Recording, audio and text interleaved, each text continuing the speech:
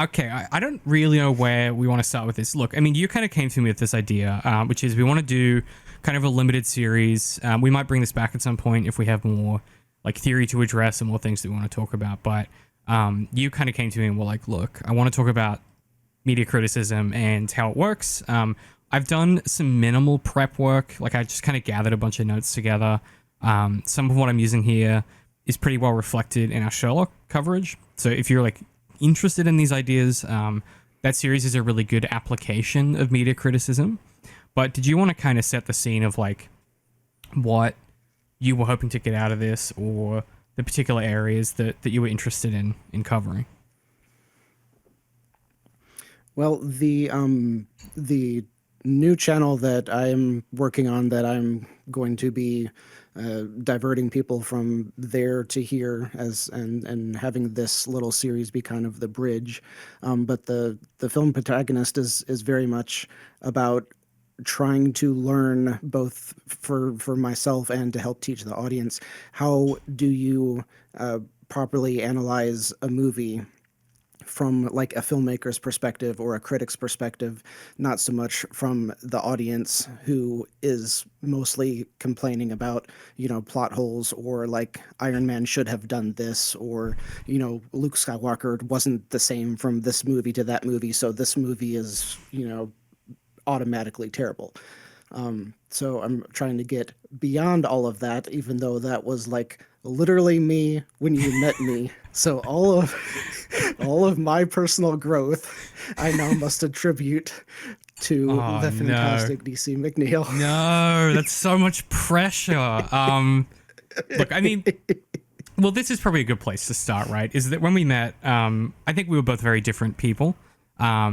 I was yet to pick up anything written by Marx or Derrida or Deleuze or Guattari. I've obviously come a long way in my journey as a political activation of the way I think about film criticism and media criticism has completely changed over the last like sort of 7 to 8 years.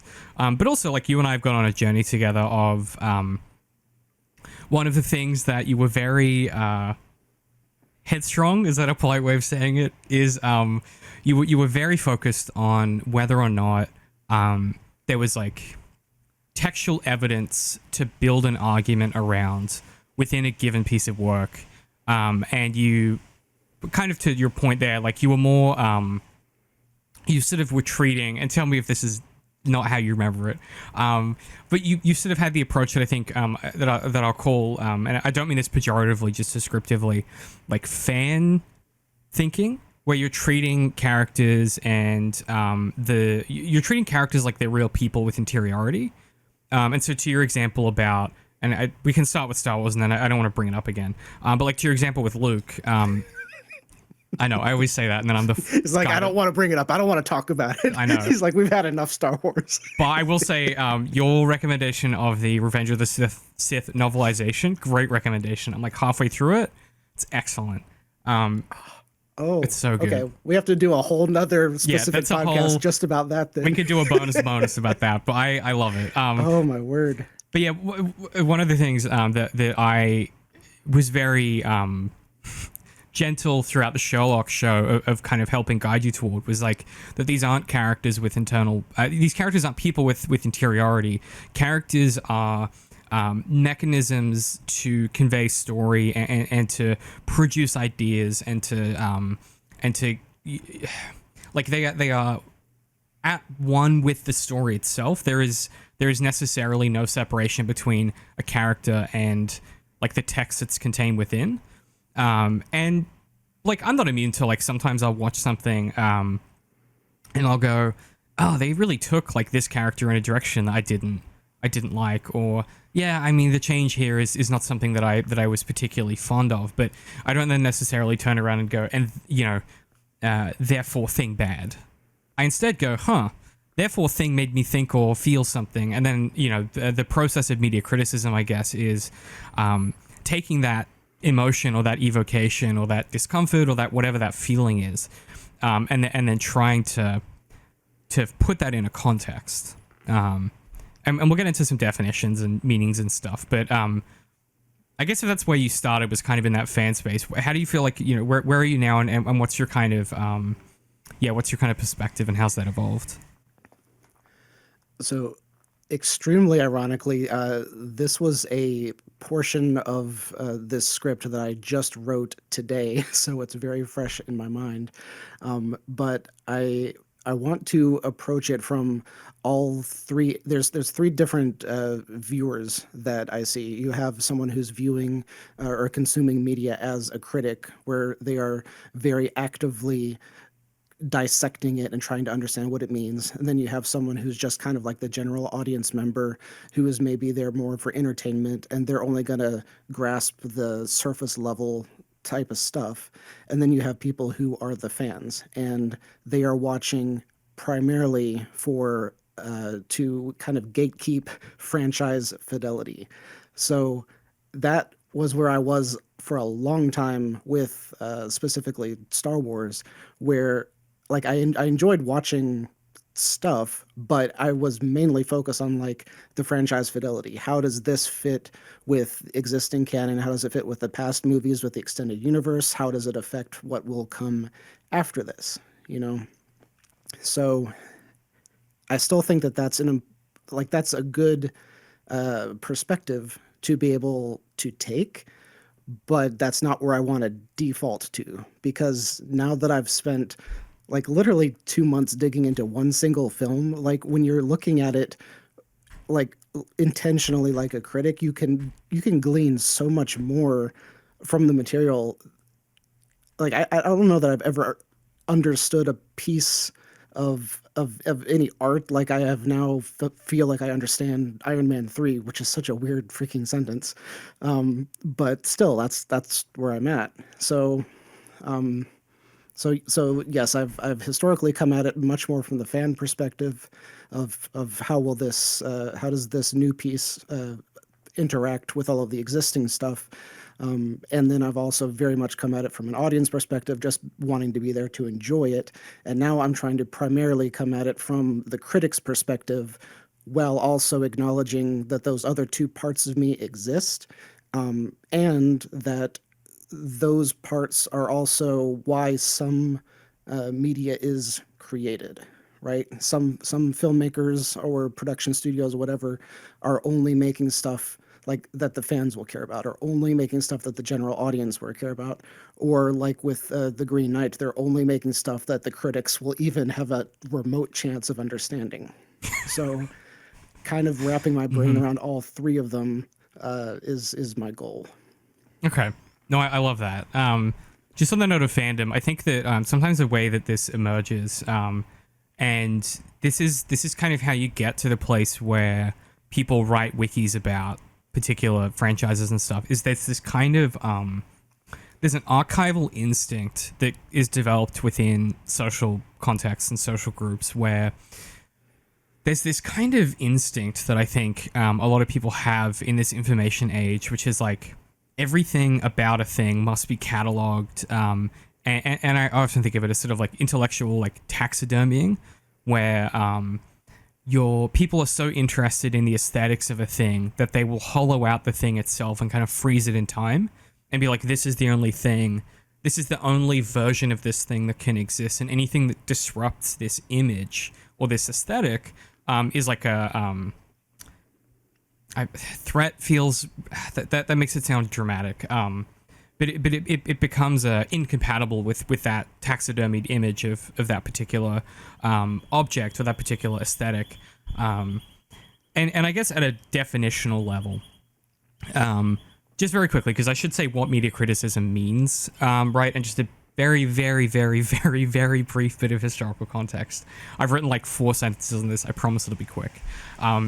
So in order to kind of get back to where we are, and then I want to hear your thoughts on your journey of like breaking down the film and some of the things you've come to, and particularly, obviously us doing the show, and that's been really informative for me as well, of like learning new ways to try and approach and tackle some of these topics, right? I think, and this is very common on the left, and particularly in academic spaces, you get very comfortable with the baseline assumption that everyone around you will automatically understand some of the key notions that you're putting forward. Like, just like as a really good example, I just kind of assume that like when we're on the podcast, everyone kind of knows like Lacan and Derrida's deal. That's not true, but that's kind of assumed knowledge on the left in the academic space because they're so influential. They're the same with like Marx, right?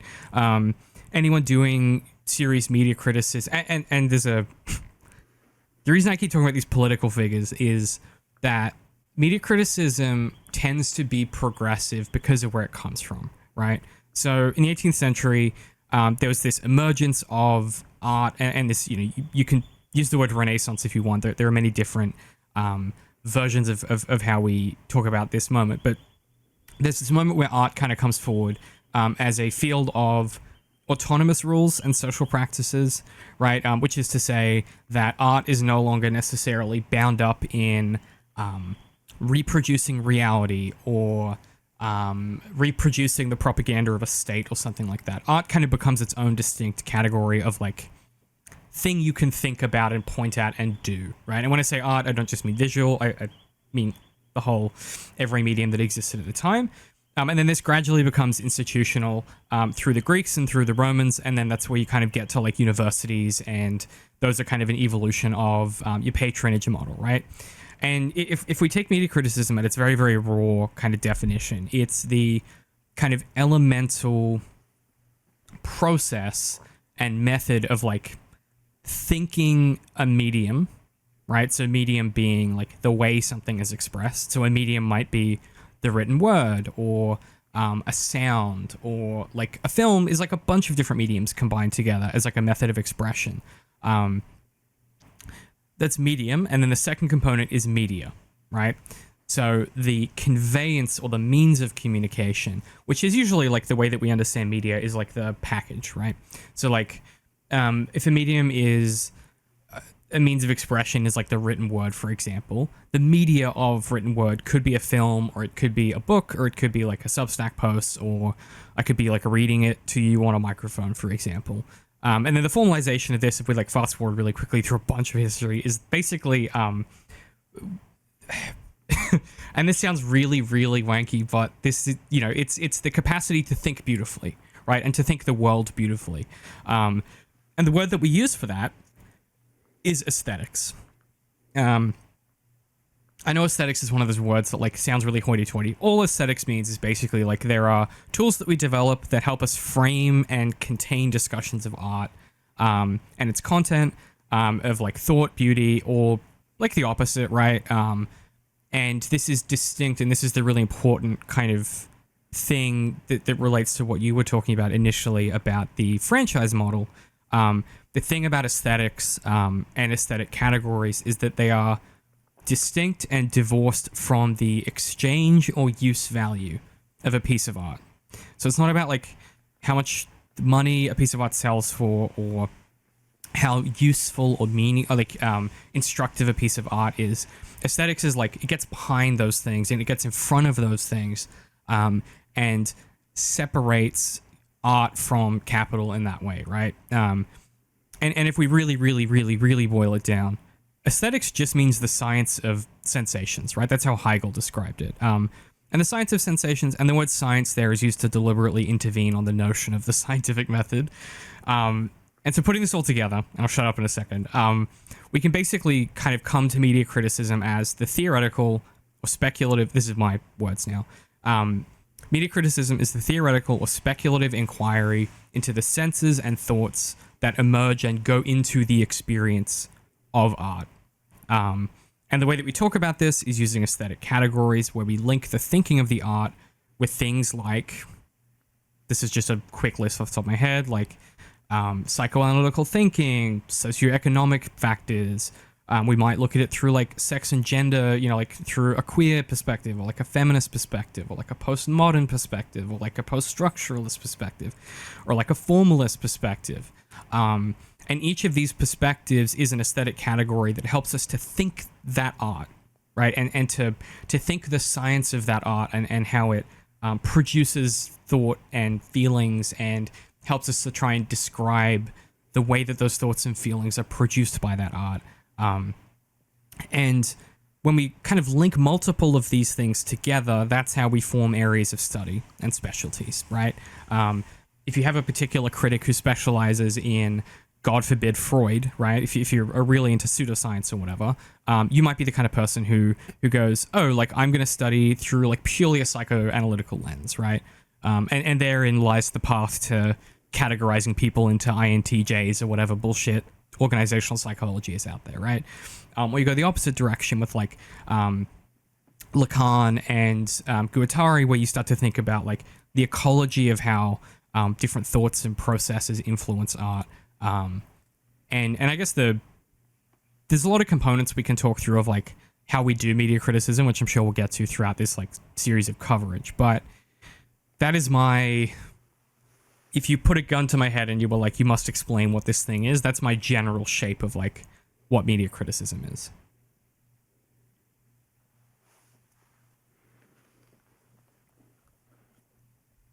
I really like I like a lot of the descriptions, especially aesthetics. And like you derided the sentence. It was like something about like the capacity to think beautifully, and I was like, oh, that's gorgeous. I love that.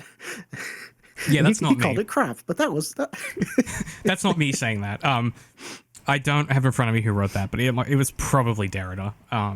Or yeah, I'm not sure. But I mean that is like and this is why I push so hard on the podcast and say occasionally like inflammatory things or things I don't fully believe in, or I put pressure on ideas, because that is how you get to like those breakthrough moments. And those are my favorite things about like doing our show, is like there are these moments where all three of us collectively come to something we couldn't have individually, right? And that's what criticism does, is it can synthesize and produce like new things and new thoughts and new feelings. And like I love that.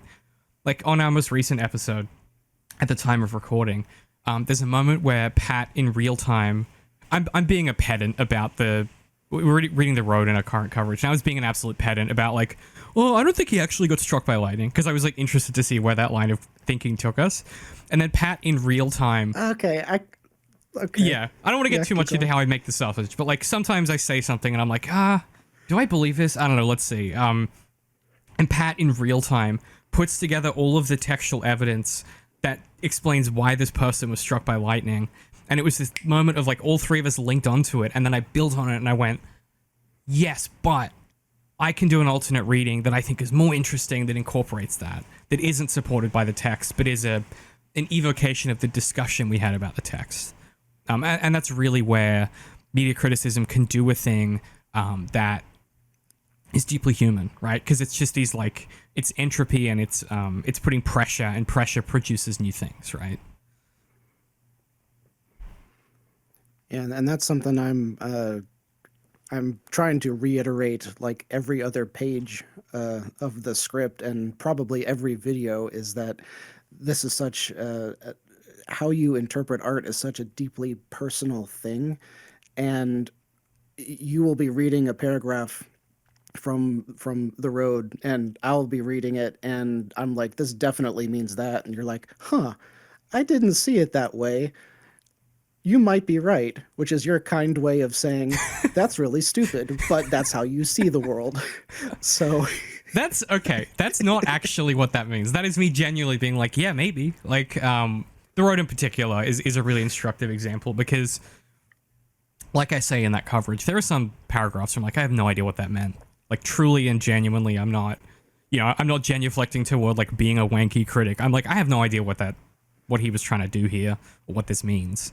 But something I want to push on and hear your thoughts on is obviously one of the things that, and it's just a personality quirk of yours, is you're very interested in like what a text supports or doesn't support textually. And I want to give you language for that, because I was thinking about it during the edit of our most recent episode, and I was like, oh, I never actually like told you there's words for this already. So when you're talking about whether or not something is supported in text, one of the ways that we often talk about that is the thinness or the thickness of a reading, which is, I know sounds really obvious, but you might put forward a reading and say, okay, this feels thin, but hear me out, right? And then you start to build on an argument. We start to put forward something you don't fully believe in, or the opposite, where you're really confident. You're like, look, and this is my job on the podcast, is to be the guy who's like, here is a fully fledged, thick, full idea and full reading. Now you guys drill some holes into it or help me build on top of it. But that language, I think, is might help you get in front of and behind the way that sometimes when you do that, I immediately push back and I go, yeah, but like it's about evocation or whatever, and then we don't actually discuss the thing you said, because I immediately, the second you're like, it's a on or off valve of like whether something's supported in the text, my brain immediately goes back to like 2019, and it's just like not helpful. But yeah, I just thought that was interesting as I was going through the edit. I was like, yeah, that in my head, it's not whether a text does or doesn't support it, it's to what extent it supports it. Do you know what I mean? Mm.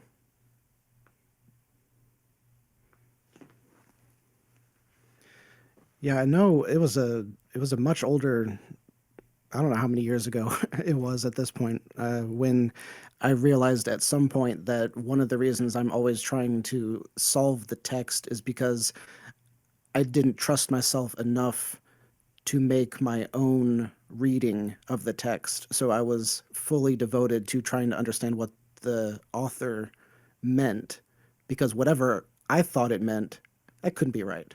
There's no way that I'm right, you know? Mm-hmm.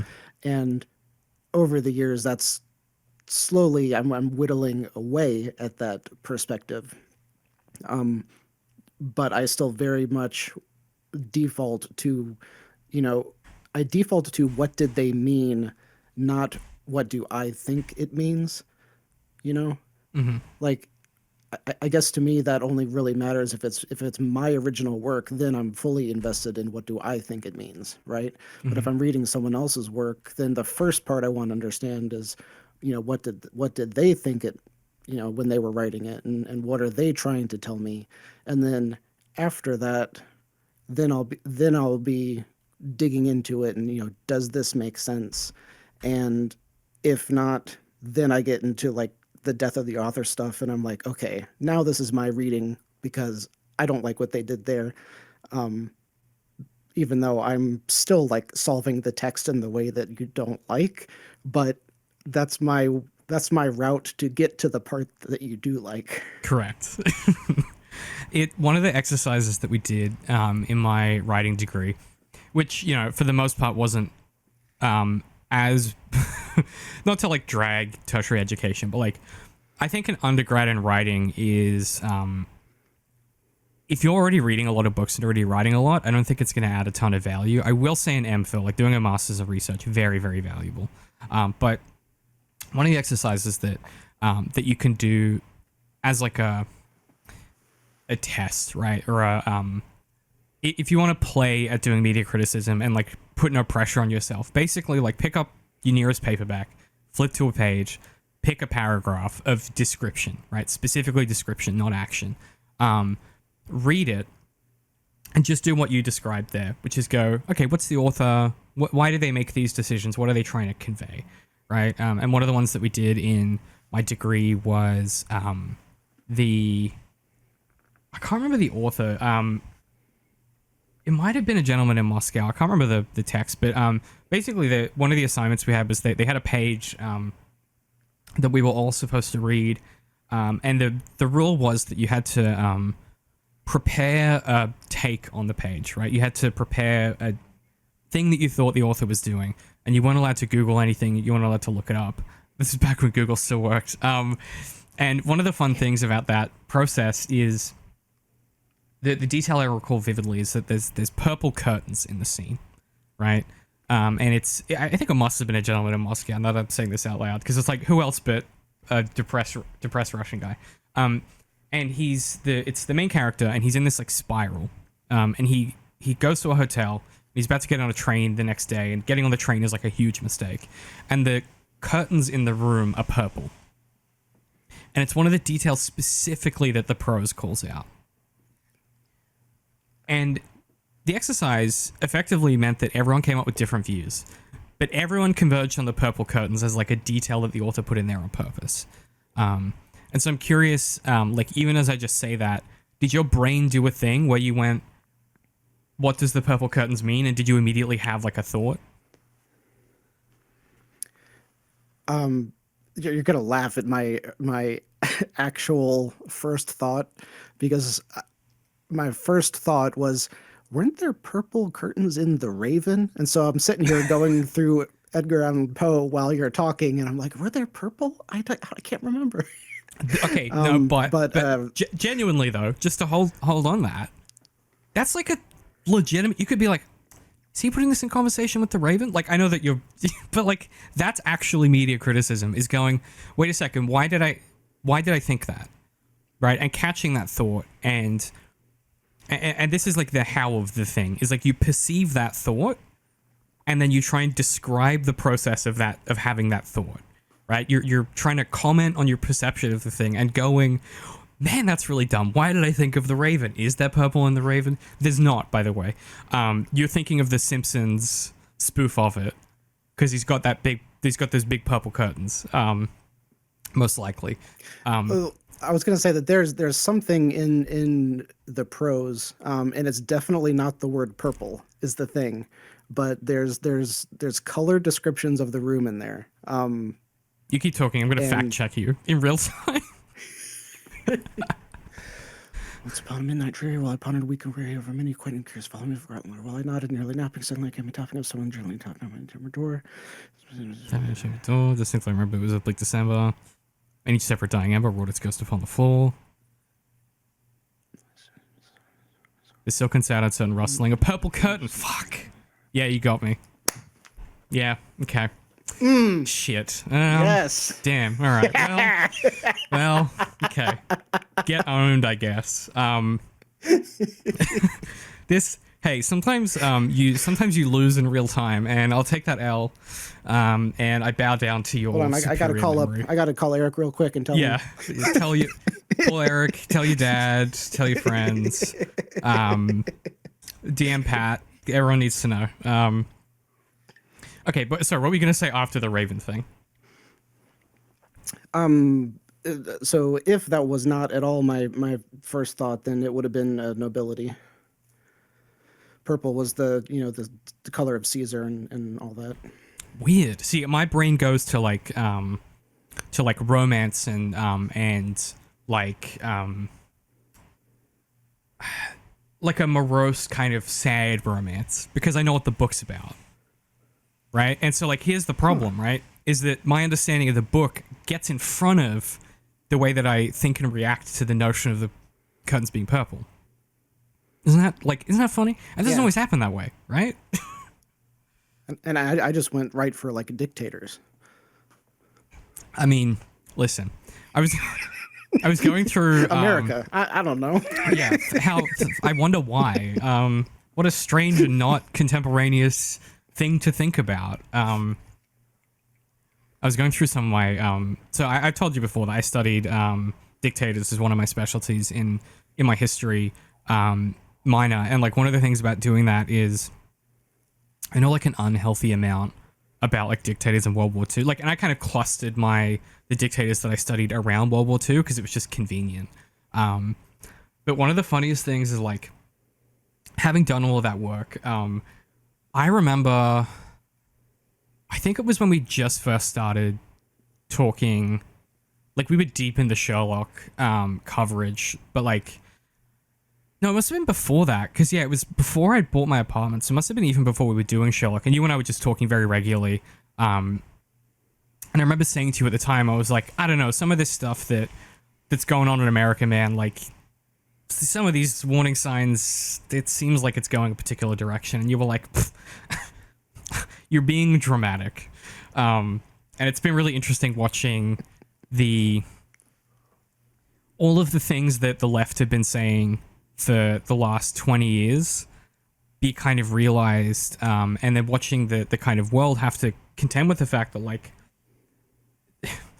there is an ideology sometimes in a moment in history that is more correct than other ideology, which is all to say that like if you think about the purple curtains thing, the fact that you thought about, nobility and that there's an association of nobility with totalitarianism and fascism says something about the way that thought like kind of processed and occurred to you, right? Because like those things are associated with fascism. It's one of the like foundational principles is there's this kind of there's a gilded sort of there's a shininess to it, and there's a produced quality and aesthetic to totalitarianism that has like certain colors. Unfortunately, when I think of Caesar, I can only ever think of Fallout New Vegas, so I think of red. But that's just like an interesting example, right? So like everyone goes around and they, the lecturer points at you and you stand up and you give your one paragraph explanation of what the purple curtains look like.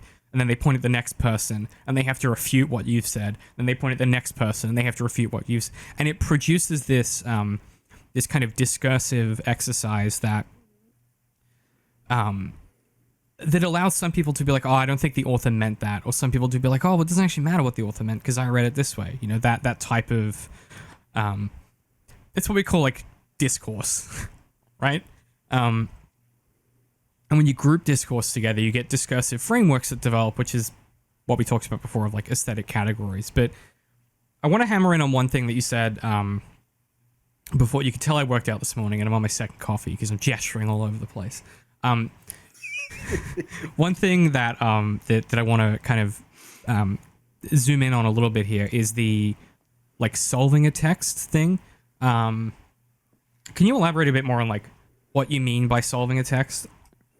Not because I don't know. This is obviously to be demonstrative, because I don't think that's a term that people outside of academic spaces are particularly familiar with.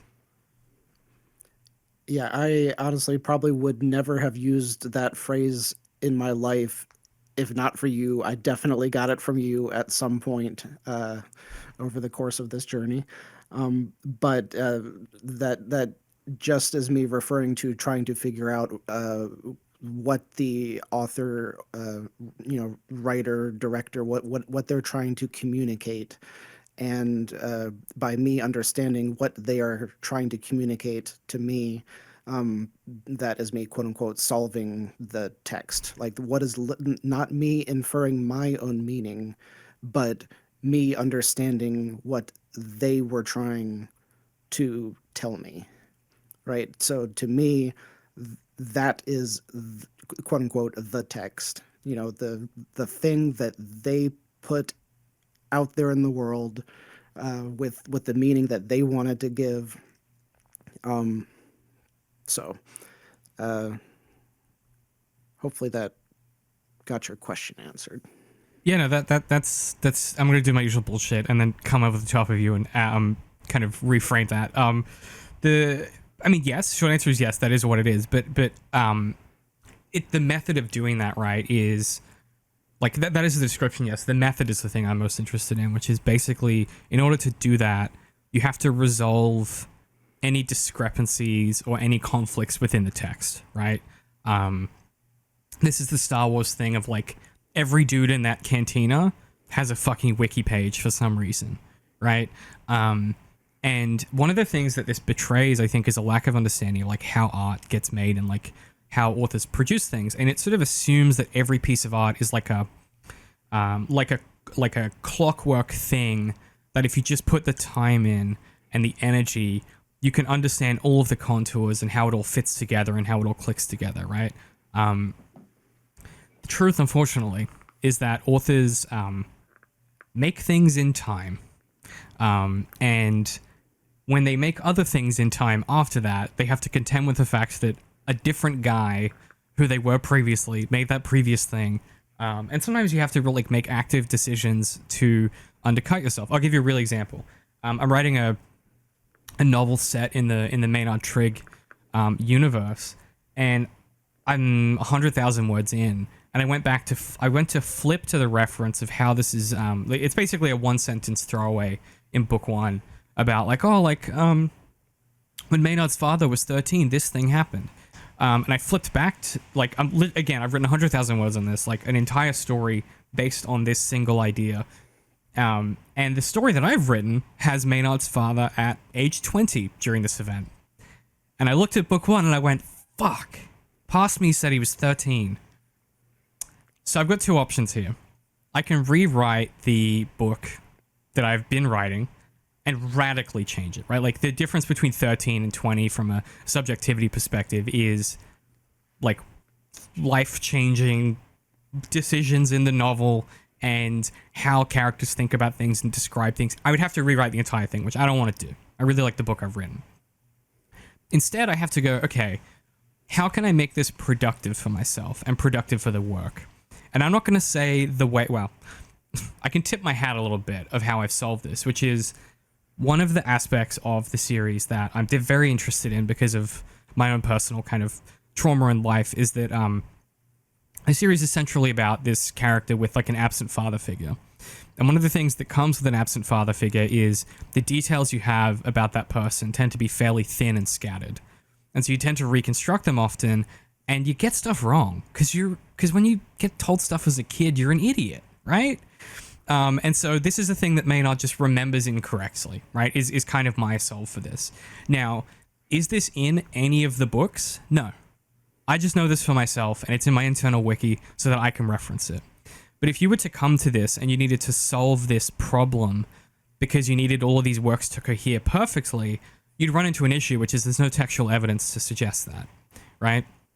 And so you've got a couple of options. You can either be like, well, it's just a mistake in the canon.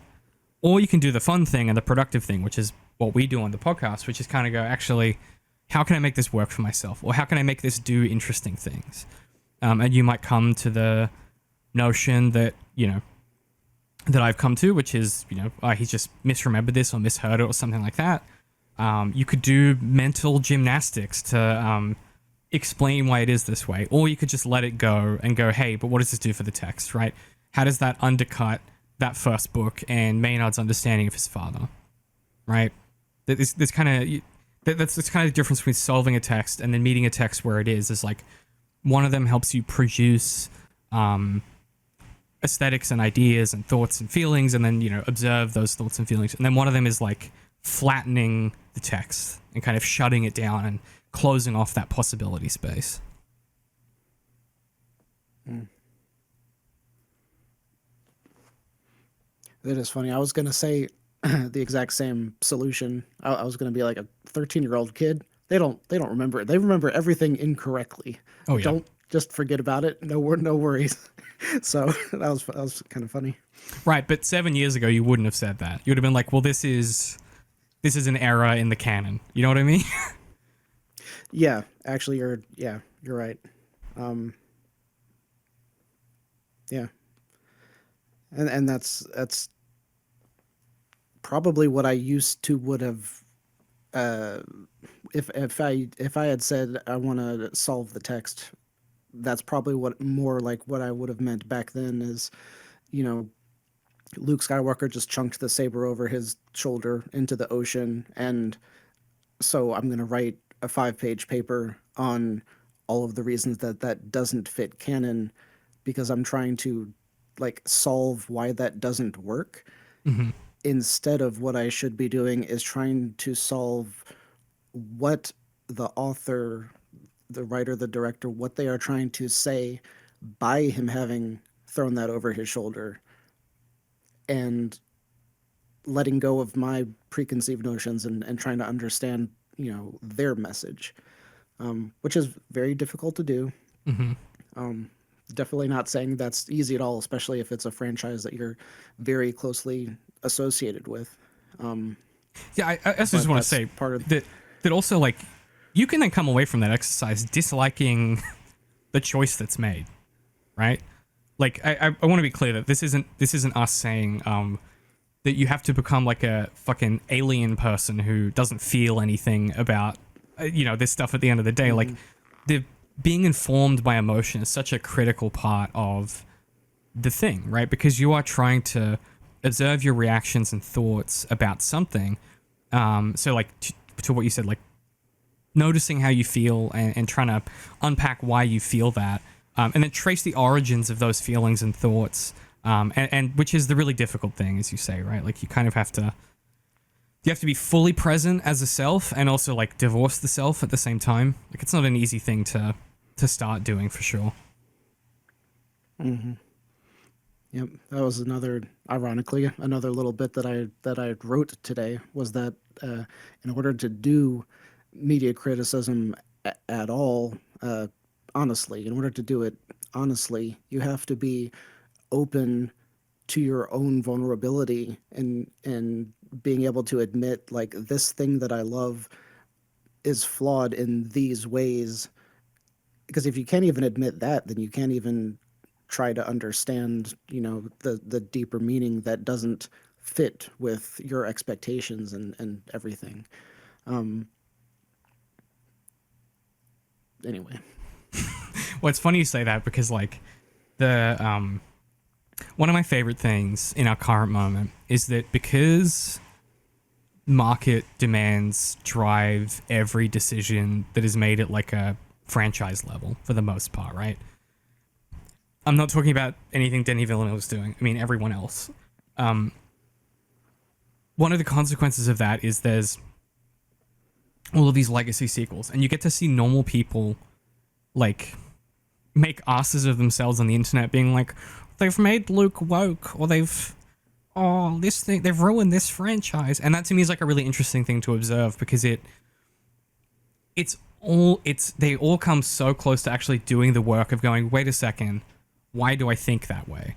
But instead of turning in one direction and going, huh, that's interesting. Why did I react that way? Why am I feeling that way? They instead turn to what we were talking about before and they go, okay, let me solve this, right?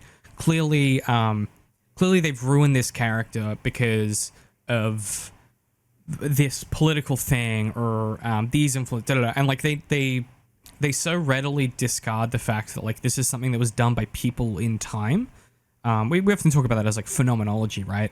That things occur within like a context and a time. And one of the ways that we try and contend with that and unpack that is you basically have to like take a thing, right? Let's say it's like a book, or a film or show, whatever.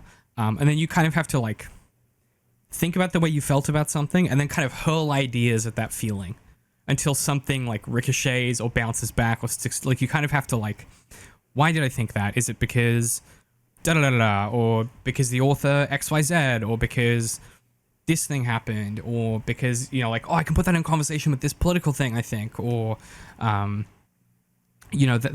kind of the fun bit to me, right? And that's how you come to like different ideologies and stuff, is you have a thought, you observe that thought, you try and trace the origin of that thought, and then you have this thing that you can then start to apply ideas and aesthetic categories to, right? I think a lot about during our Sherlock coverage when we talked about the queering of Sherlock, and how encouraging it was to see these young people, find different ways to try and express their sexuality and their sexual identity, even if we, at the time, and I think probably still do agree that it's a bit goofy and it's kind of a little bit silly, but who gives a shit? Like, they have a thought, they observe a thought, they trace the origin, and they do some work of constructing some version of, a thing they feel. Now, is that thing really silly? Because if you listen to anything that the authors say, that they think that's dumb, and they think that, like, people who think those characters are gay are morons. Like, yeah, like, it's a deeply insulting, apparatus that sits around that idea. But that's just, like, an example of a thing where I roundly disagree with the reading, but I can still acknowledge that I can see some value in it, or I can see how you might get to the point where you think the authors intended that and that it was, hidden subtext the whole time. Even if I think, not like good or productive, and a lot of the things I unpack in that book is basically like, these people kind of got scammed by each other into thinking all this stuff. But even that is media criticism, right? Is like, trying to think critically about the perspectives and takes that these these people have.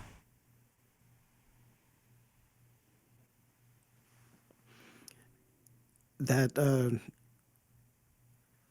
trying to figure out how to phrase this because it's not like it's not like it's our job to gatekeep anyone and be like, hey, you know, your reading of this material is objectively wrong, but also that like that happens.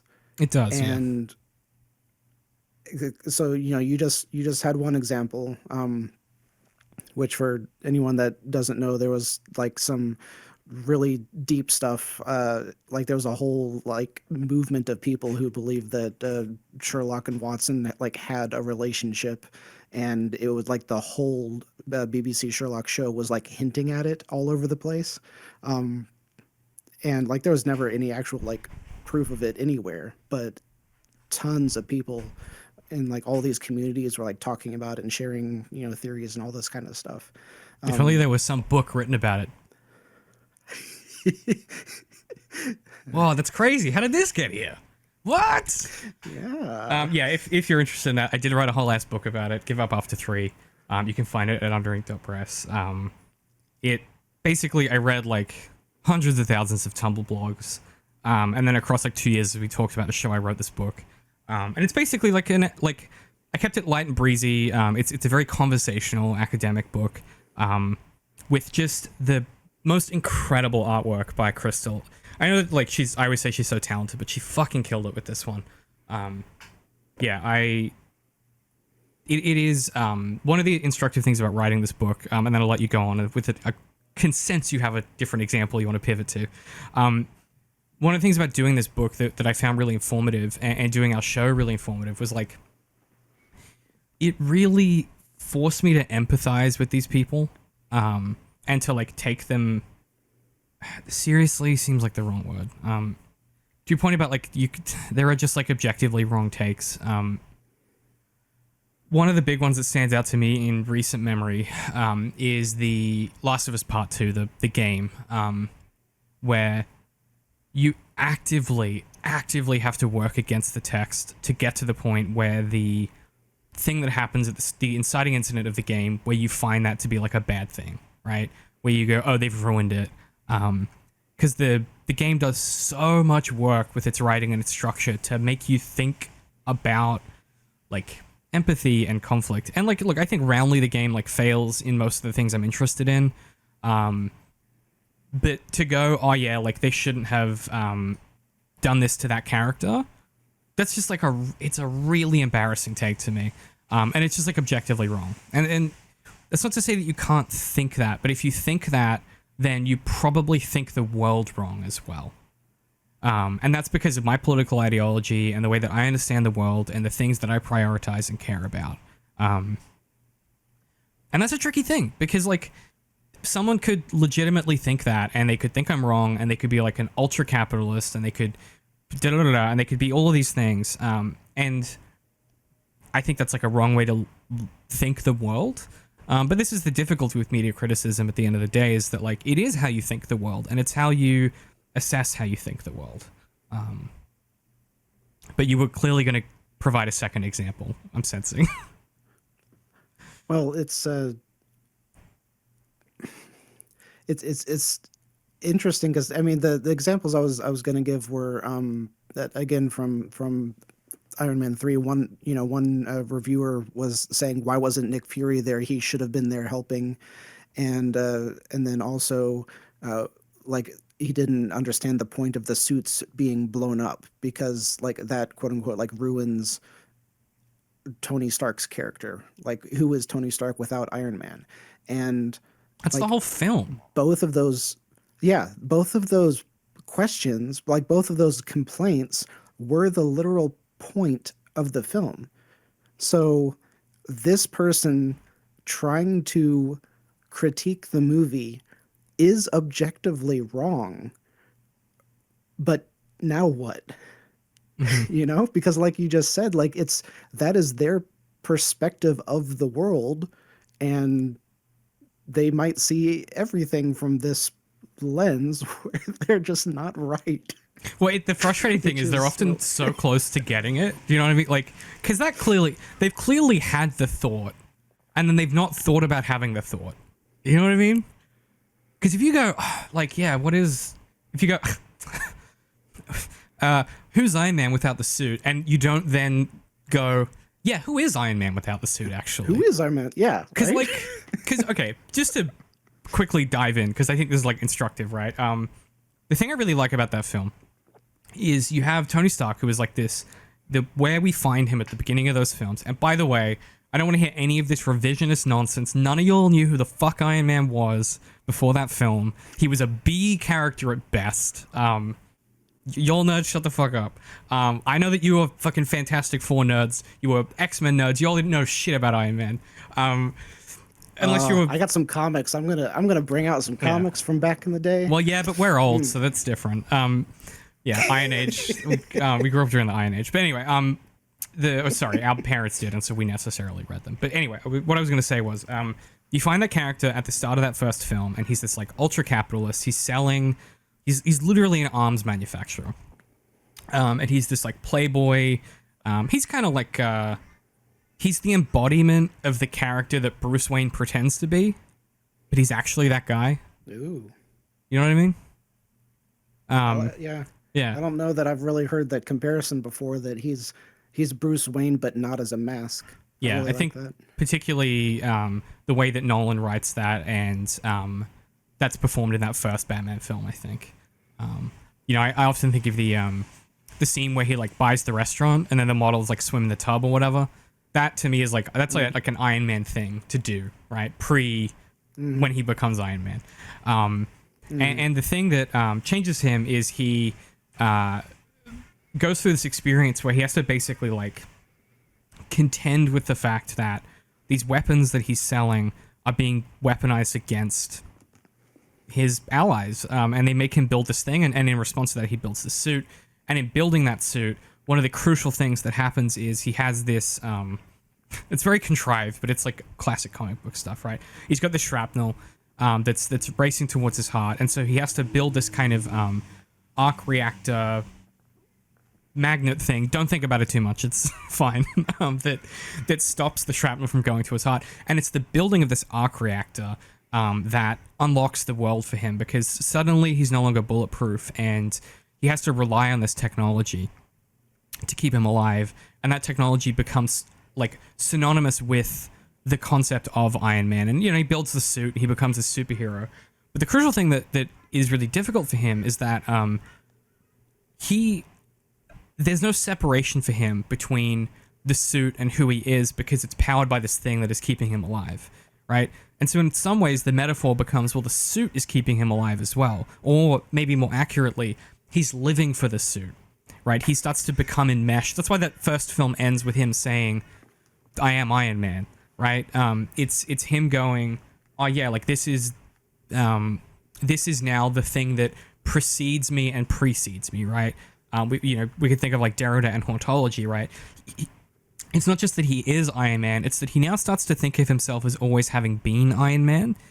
And so when you begin to ask the question of like, who is he without the suit?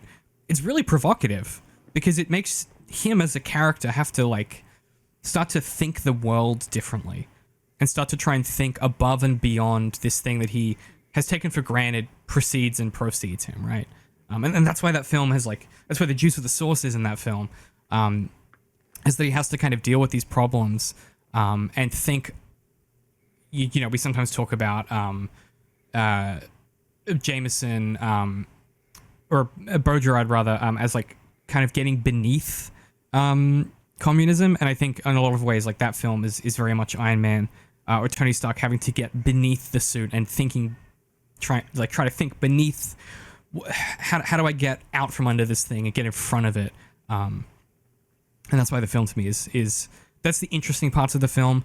I have lots of things I don't like about that film, but that is like that's what the film is about, right? Like it's the central, like literally his house get blown up, girlfriend nearly get blown up. He ends up in the middle of fucking nowhere. He's got no resources. He has to like, it's a retread of the first film, but he's now got all of this baggage from doing this thing for 5 years or whatever it is. And it asks him if he can do it again. Can he rebuild himself and solve these problems without those suits that he's become so reliant on? And it's why there's hundreds of suits. It's a metaphor. You know what I mean? It's not a complicated film to understand. And it's also a metaphor, I think, that they try and wield in the second one for his alcoholism, but the films never dwell on that as much as the comics do. But I'll shut up now. Anyway, that's very triggering to me that someone would be like, yeah, completely missed the point of the film.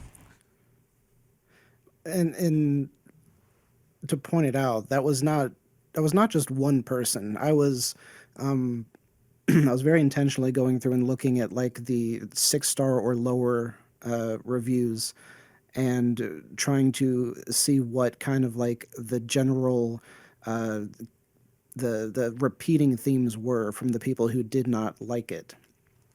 And one of the biggest things was you ruined the Mandarin with how you used him in this film, because that's one of the fan favorite main villains for Iron Man, and which I definitely understand that that disappointment. And then several of these repeated themes were what we just talked about, where like what they were complaining about was the point of the film, but it's just they didn't see it that way because they were looking at it from the fans' perspective or what have you. So that the whole thing started from kind of like we've been talking about how you would try to view a film and let go of those personal preferences and stuff, but then you can get locked in and just have the complete wrong reading of it, or have someone in your life who has the complete wrong reading of something, and then how do you deal with either living that or having someone in your life who is living that, where they're just stubbornly objectively wrong. And one of the reasons that it is so difficult for them to get out of that mindset is because I realize that a lot of what people are upset about is a lost opportunity that probably is lost for good. For example, with the Mandarin and how they used him, like Disney, they tried to go back and retcon it, where they were like, "Oh, that isn't really the Mandarin." They were just using his name, and we're going to actually introduce the Mandarin later on. But then they did like the 10 Rings thing, and it wasn't the Mandarin from the comics, right? It wasn't the villain that the fans had waited forever to see on the big screen, and they will never get that. It, everyone who has always wanted to see it, the chance is gone. And it's the same way if you look at like Luke Skywalker from the sequels, like fans who had waited forever to see him, what they had always hoped to see, the chance is gone. So it doesn't matter if you go through and you do this critical reading and you understand, what the directors were and writers were trying to do. And even if you get something out of it, like the opportunity for what you had always hoped for is lost. Mm-hmm. So that puts a whole different spin on media criticism itself when you're trying to look at something that just represents loss to you. Right. And like I want to put two things in conversation with that. The first is like that things, like, to circle back to something I said before, things happen in time. Mark Hamill got old. Sorry. Now, could they have recast him? Yeah, they talked about doing it. They had Sebastian Stan lined up. That would have been great. But you know what? He got old. Shit happens, right? Like, I don't know what to tell you. Sorry. But the other thing is that the thing I always find so funny about the way that people talk about, like, Marvel, for example, is like, do y'all not... These people, do they read comics? They reboot these universes like every 5 years. What are you fucking talking about? Like, that's the thing that drives me crazy. Particularly in video game criticism, or I'm using the word criticism generously, is like people the people complaining the loudest typically aren't the ones that actually are invested in that, discipline or industry, is my experience. Like, the people who are complaining about Star Wars, they don't really care about Star Wars. They care about the fidelity of this thing in their head from their childhood. And they build up this kind of this perfect imaginary of like, oh, remember when everything was good when I was a kid? And it's like, yeah, because you didn't have to pay a mortgage, you didn't have kids, like, and life was simple and easy. And there's this aspect to it of like, there's a naivete it betrays about how one thinks about oneself when I read those kinds of things, and I find it really I don't know, distressing. Like, there are these grown fucking adults who are going about their lives that just like haven't really thought about themselves and how they think or feel seemingly ever. And part of that, I think, is because to kind of dot the I and cross the T's on this. Part of why I'll use the Luke thing. I don't want to talk about Star Wars. We talk about Tony Stark. So the part of why that script is so interesting is that Shane Black is such a talented screenwriter. You know what I mean? Like, he's one of them ones. Like, I mean, Nice Guys is truly one of my favorite films of all time. I adore that film. And one of the things that he is interested in is taking an idea and then putting it in. It's like taking an idea that is socially located and putting it into context, and then just like fucking around with that idea, and really putting pressure on that idea and seeing what he can do with that, right? And that's all to say that, like, one of the ways that you have to try and grapple with a text and how you get out from thinking wrong is by taking something and then trying to relate it to different social contexts, right? So like the context of the moment when the thing was written, like maybe when it was released, when you're consuming it, your experience with that thing, your relational experience with the other stuff around that, right? Like, your view of the second Avengers film might be coloring the context under which you're trying to read Iron Man 3. Right? I'm making that up. No one's ever thought about that second Avengers film after they watched it. But like, that's like an example, right? Like you have Avengers 1 very much, because this film followed Avengers 1, and everyone, I guarantee, went into Iron Man 3 expecting a quality because it followed Avengers. And then I am positive that the diminished scores that we see looking at the rankings of Iron Man 3 are directly a result of it following Avengers. Yeah, I wouldn't be surprised.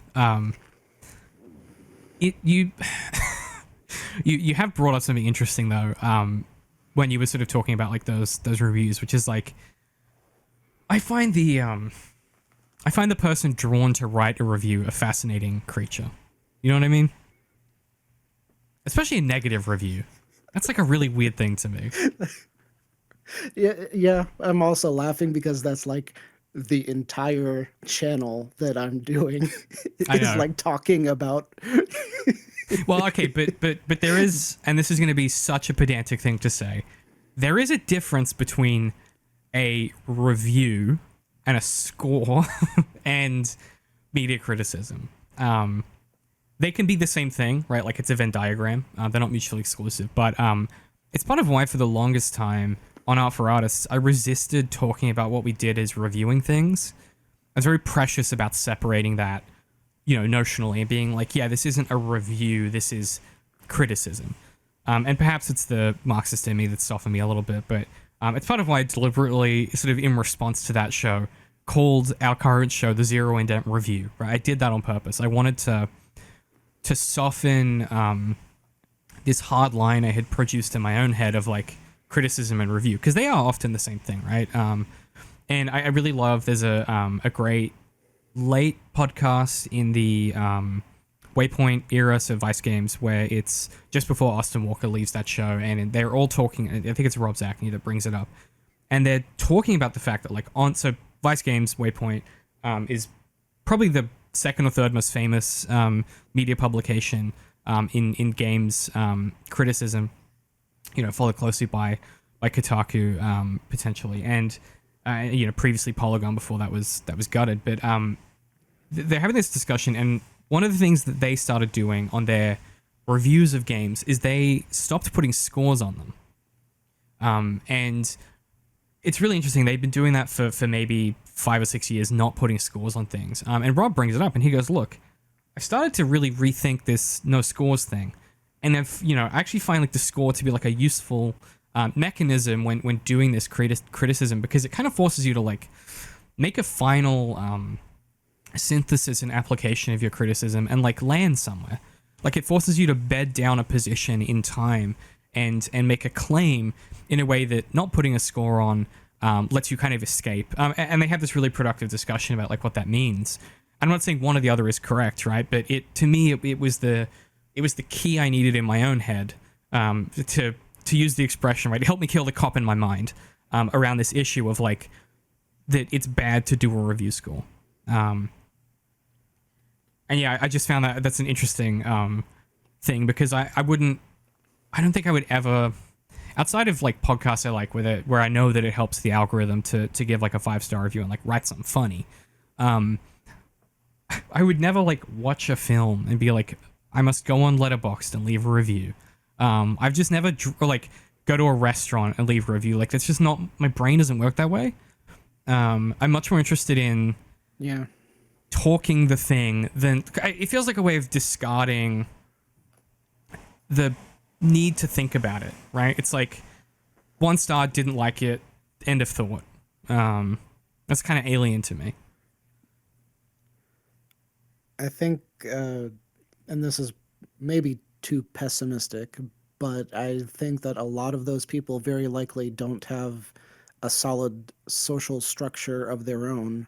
So they go to this review space in order to journal. They're journaling about their feelings, but they're doing it in a way that feels like interacting with another person, right?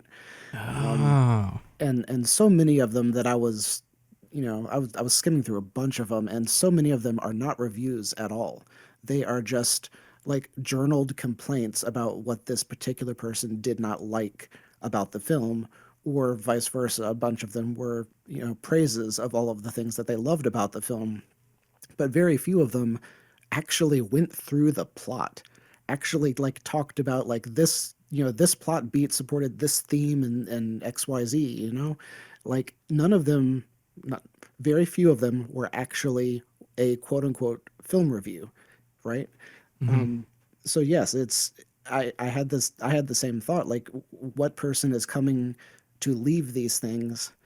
And then I guess that was me doing the work, because I came up with those answers myself, and Yeah, I would have never thought of it that way. Yeah. Yeah, you're right. It's them. It's because they don't, you know what it is? It's because they're not going to the bar with their friend after watching the film and talking about it. Like legitimately, I'm using, obviously you don't have to drink or whatever, but like that mechanism of like, guys, go out and drink. You heard it from them right now. Listen. There is nothing, there is nothing better in the world than watching a film with your buddy, right? Me and Pat, we go and watch a film, and then we go to the bar and we have a beer, and I go, so what's up? What did we think about that? And it's why I built an entire show around it, because like that social process of having to explain yourself, right? Like for example, me and Pat did the Barbie Oppenheimer double feature, and we had a beer in between and a beer afterwards. And it was really funny because we watched Oppenheimer first, which was a huge mistake.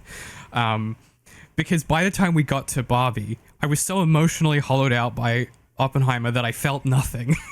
And like, ideally do it the other way around is maybe the piece of advice. But it was really funny because we got the experience of having the conversation about Oppenheimer before Barbie at the bar. And then we did the same thing afterwards. And we both thought about Oppenheimer differently because of Barbie, right? And that's because those images and sounds and contexts were placed so close to each other, they influenced how we thought about them, right? And that's like one of the, the next episode we'll talk a little bit about writing and like what it is, and like the components and how it does the things it does. But like that to me was really instructive of that only happened because we stopped and talked about it. One of the things that I have a deep kind of existential concern about with short form video and these algorithms is because it's designed to keep you locked in, right? Like it's a, it's a dopamine drip feed basically. Each of those sounds and images that are jammed up against each other are done so algorithmically and not like on purpose, right? There's no one of the basic tools of filmmaking, right? Just to boil this down to like something really stupid. A basic tool of filmmaking is the cool shove effect, right? How two shots are placed together in a sequence, they influence each other, right? The first shot happens, the second shot happens. Is there continuity of movement? Is this a cut in time? Like all of these different things, right? It's how you build up, like how we understand a film is through the combination of images and sounds and how those things are placed together or not placed together. And a concern that I've been developing and I've been writing a lot about is the way that these algorithms and now indeed the way that people use and supplement those algorithms with these generative probability tools is without the intentionality of those images and sounds and the opportunity to reflect on the intentionality of those images and sounds being placed together, you begin to erode the concept of like meaning altogether. And you kind of empty everything out into one like flat plateau of noise and sound that doesn't actually, it's designed to draw you out of your physical context and your physical reality to sell you shit, right? Like just truly at the end of the day, it's about selling you crap. There's nothing more to it. You can be entertained at the same time, but it's to sell you shit, whether that's ads or ideology or whatever it is. And it's why I've become very interested in my local community and going out more and like exploring the city and learning about the city and spending time, really deliberately making sure that I go and do things I wouldn't do otherwise. Like last year, me and Alex, we bought these beer passports, which are basically like, it's a book of all of the breweries in Brisbane and Queensland, and each of them has like a different deal at that brewery. And it meant that we were going to places we would never go otherwise because we had no reason previously. Doing things like that I find really productive because physical context and physical location is how we index reality. And film is a reflection of that reality, and how we write stories is a reflection of that reality. And if you are drawn from that indexed context, right? When I say index, I mean it's how you set your vector. If you're drawn from that by an algorithm, by images and sounds that have no meaning together, you start to lose like whatever that tether is that makes the world real and helps you think the world. And I think that there will be we are barreling toward a crisis. It's already, it's a slow motion crisis, but we're barreling toward a crisis of a bunch of people agreeing to become those those dudes in the chairs in WALL-E, and the rest of us going, this is a really bad future for humanity. And that's just like a thing I think a lot about, and it's why I think media criticism is so important. And to your point about like, what do you do if you have someone in your life who just thinks the world wrong? Like, you talk to them, right? Like, you have to have these conversations, you have to have these discussions, and you have to be brave and empathetic and difficult in your approach and change your approach. And I'm constantly trying to, you're constantly in this negotiation process when you talk to people like that. And truly, the bar after a film is the perfect place where that happens. Or at the water cooler at work when someone's talking about fucking whatever, like The Bachelor or something. I don't like reality TV, but like I can talk about The Bachelor if I need to. I'm not up to date, but you know what I mean? Like I can have those conversations and I can. He's like, I'm not up to date. Don't tell me. Yeah. No spoilies. No, but like, I guess what I'm trying to push back on here is like the notion that all of this stuff that we're saying precludes that you can also do this with things that is like trash or like lowbrow entertainment. You absolutely can. One of my favorite podcasts of all time, that's defunct now, was the Batch Bitch podcast, where it was Naomi Higgins and one of her friends, and they just talked about The Bachelor, but they're like educated people doing a really good job of like thinking this thing and thinking how this thing thinks the world, and how they're talking about, how do they construct this narrative, or how did this thing happen, or whatever. Like, not just like a really good podcast, as opposed to what I think a lot of podcasts have become, which is a bunch of guys just like reading each other's text messages to each other. But yeah, sorry, that was a lot of like scattershot. Second coffee really be hitting, but yes. The short form video thing scares the But absolute shit out of me. yeah, um, it's really funny. The comparison over here, which I mean, there are bars, and I'm sure there are people who go and talk about the movies at the bar. But for me and my brother and our best friend, we would always leave the movie theater and go directly to the nearby Waffle House, and that was our sit and drink coffee at like midnight, and we're talking about the movie that we just got out of. Mhm. And for several years, that was our thing. And I guess it never really hit me that that doesn't exist anymore. Like, if we are able to get together and go out for a movie now, we got to get back so they can go take care of the kids or Mhm. whatever. Like, everyone has, they got to get back to life. We don't have 3 hours to sit there and break apart the film like we used to.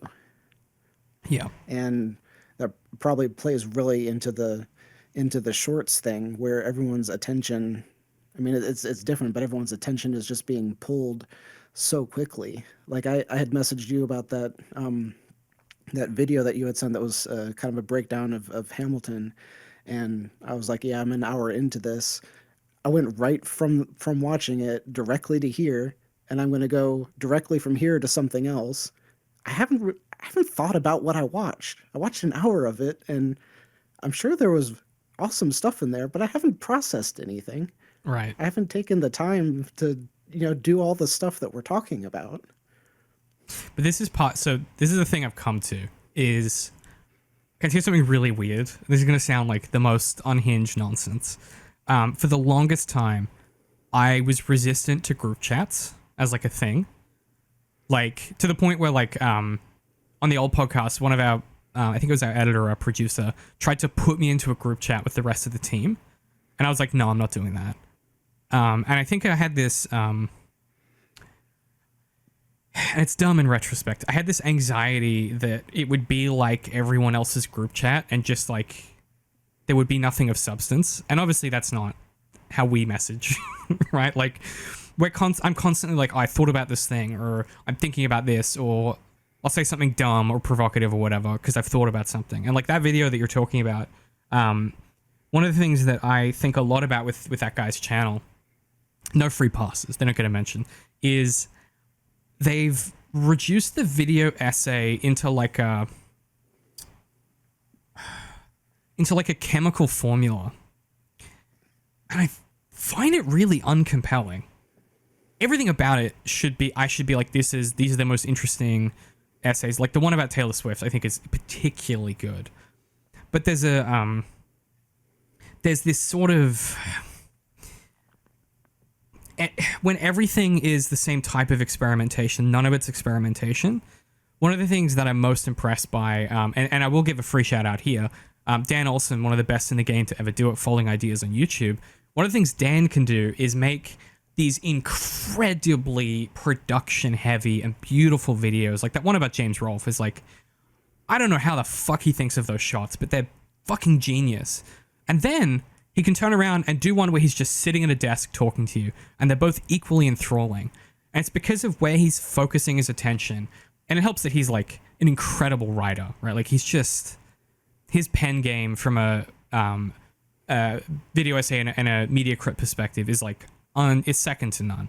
But the fact that he can do both of those things at different ends of the spectrum, like his most recent video about Jarhead is very much him just sitting there talking to you. That to me is where the juice of the squeeze is being able to like really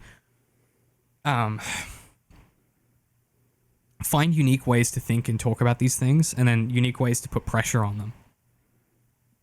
The difficulty, I think, with the current moment is, yeah, rather than going to the bar and talking about it, or what we do, which is like, yo, did you watch this film? Here is a thing I think about it.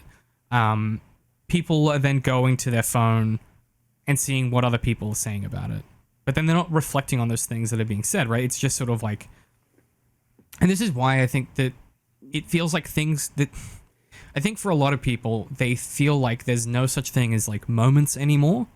Like, because everything is reduced and flattened to the same like algorithmic kind of delivery mechanism, you don't sit there and go, huh, what do I think about, giving a random example here, what do I think about like The Last of Us season 2, or like what do I think about like the end of Stranger Things, right? That just isn't happening. They're going, what was my gut feeling, and then let me go and see what other people are saying about it. But they're not then doing that reflective process. And so it means that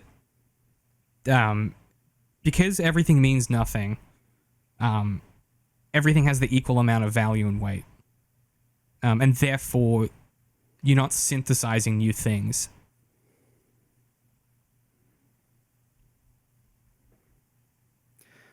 I thought it was interesting your description of maybe it was probably just the one channel that you were referring to about how video essays seem so structured and formulaic now, and that's something that I've got in this script about Blake Snyder specifically because his 15-beat story structure, by Hollywood adapting that, everything feels the same. And you've got your tenants and stuff like that that are like out there, but for the most part, if everyone follows the same structure, that follows over into movie making on YouTube and vlogging and whatever other form of media creation. Everything can be broken down into a formula for this is the best way to do it to reach the most amount of people the best way and to get the most amount of money and all that kind of stuff. So when some form of art is around long enough, that formula will be discovered by the majority of creators and everyone will start doing it, and then everything will start feeling the same. like like this video that I'm working on is going to feel a whole lot like a Hollywood movie because I'm trying to structure it like Snyder has laid out in his book. And for a lot of people, that will hit really good because it feels so familiar to how stories are told on, the big screen. But then it also could be what you're describing, where like this feels too predictable, you know? Yeah. I mean, I think a lot of that is to do with like the how of the thing and like how the writing is done and how the thing is implemented. Because I don't feel that with some other things, right? Like the current Game of Thrones spin-off that they are doing based on the Hedge Knight short story, which is one of my favorites from George Martin, is incredible, and it follows pretty much every beat you'd expect. Like, it's the most predictable show structure, and it fucking rules because they nailed it. And I don't sit there and go, I've seen this 1,000 times. I'm there being like, yeah, let's fucking go. Like, I want the next episode. And I think it's about the implementation and how inspired the implementation of these things are. Because when you describe a formula being discovered, I want to push back on that a little bit and instead say it like this, which is, it is that aesthetic categories are developed, studied, and then quantified, right? The structure of a thing is produced by the attempt to reconstruct the thing enough times that it comes into some kind of focus and clarity.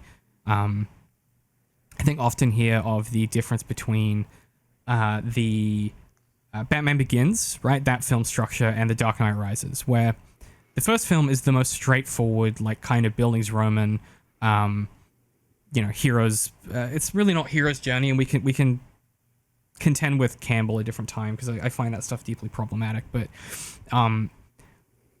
it's a very formulaic film, right? Everything happens exactly where you'd think it would. But it does this brilliant thing of complicating its structure by Rachel's character.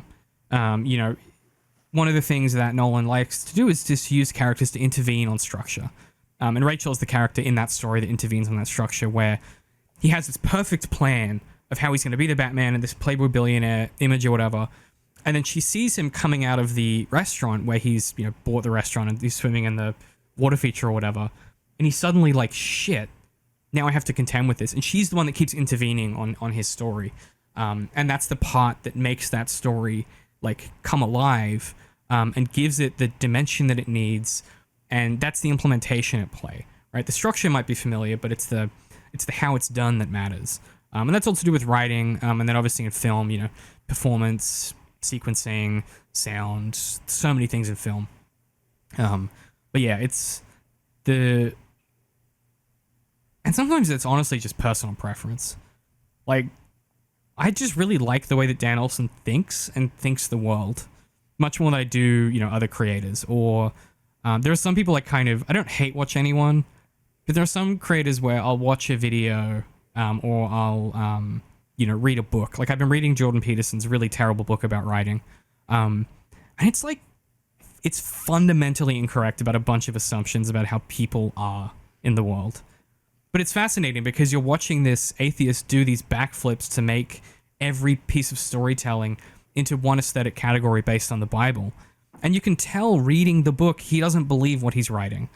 And I find that a really fascinating antithesis to your point about like formulaic, where I also think it's there's something really telling about art where you can kind of see through the artifice almost, and you can start to kind of get inside the head of like the person doing the thing. And yeah, you kind of end up like, well, I mean, we'll talk about, you know, writing and death of the author and stuff throughout this, but I find that a fascinating thing to try and contend with and to try and square in my head of like how much of that is me bringing my context and what I know about Jordan Peterson to the thing, and then how much of that is the thing itself. Mm-hmm.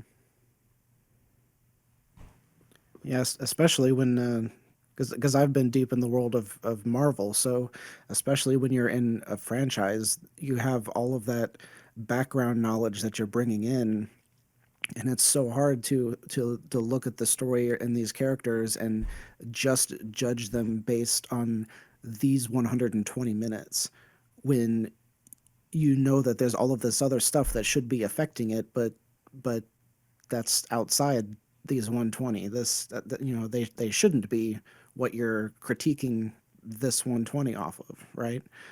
And that's I guess that's probably just a process of learning how to do that and how to segregate the different aspects of the story in your brain, because like all of the stuff that happened in the Avengers, like it you know, technically directly affects Iron Man 3, and the stuff in Iron Man 2 technically directly affects Iron Man 3. But if I'm quote unquote solving the text, like what's in Iron Man 3 is all that matters for defining Iron Man 3, you know?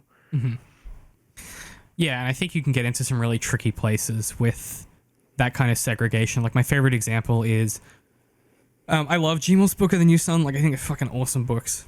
That last one ruins the series. Just period. Like it actively ruins it by trying to explain the whole series. But you know what?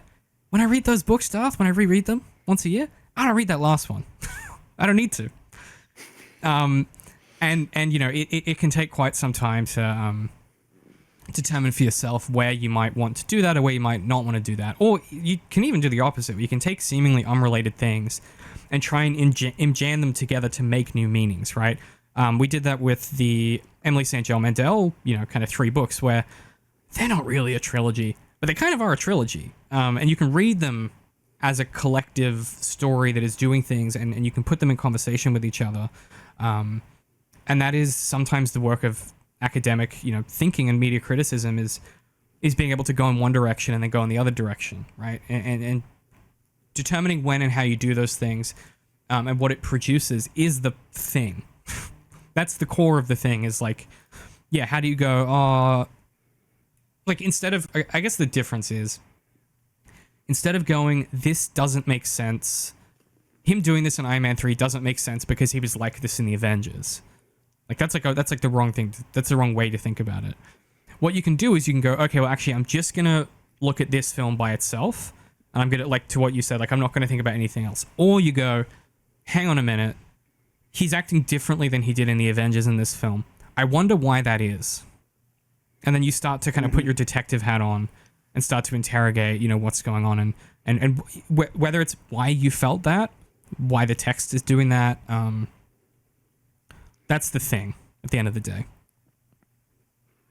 Yeah, Rye was the first one that really started putting the why question to like most everything that we were talking about, and addressing the why got us to look a lot deeper, and that's something that I'm trying to do all of the time going forward. Is if you're questioning, like, the character did this and it's wrong, the question is, why did the character do it?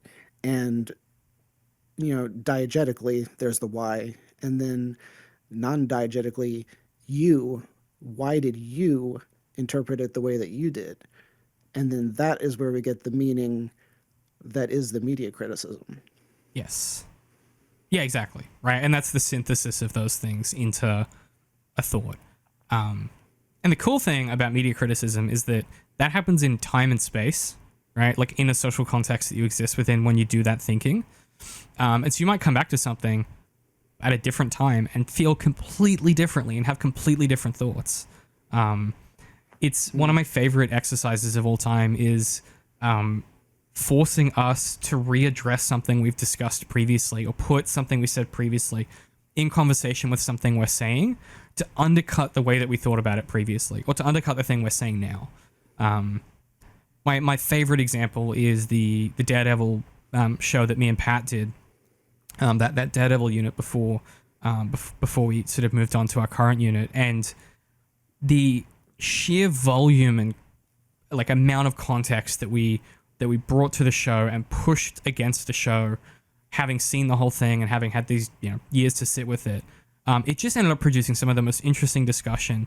And then related to that, then putting the Batman in conversation with those ideas, like we just came to such different conclusions than we ever would have if we talked about the Batman the year it came out, or we talked about the Batman without having done the Daredevil stuff, or we did the Daredevil stuff but we'd never seen the show before, or I hadn't recently read Marx or whatever. Like there's just so many different things that will impact and influence the way that you think and feel.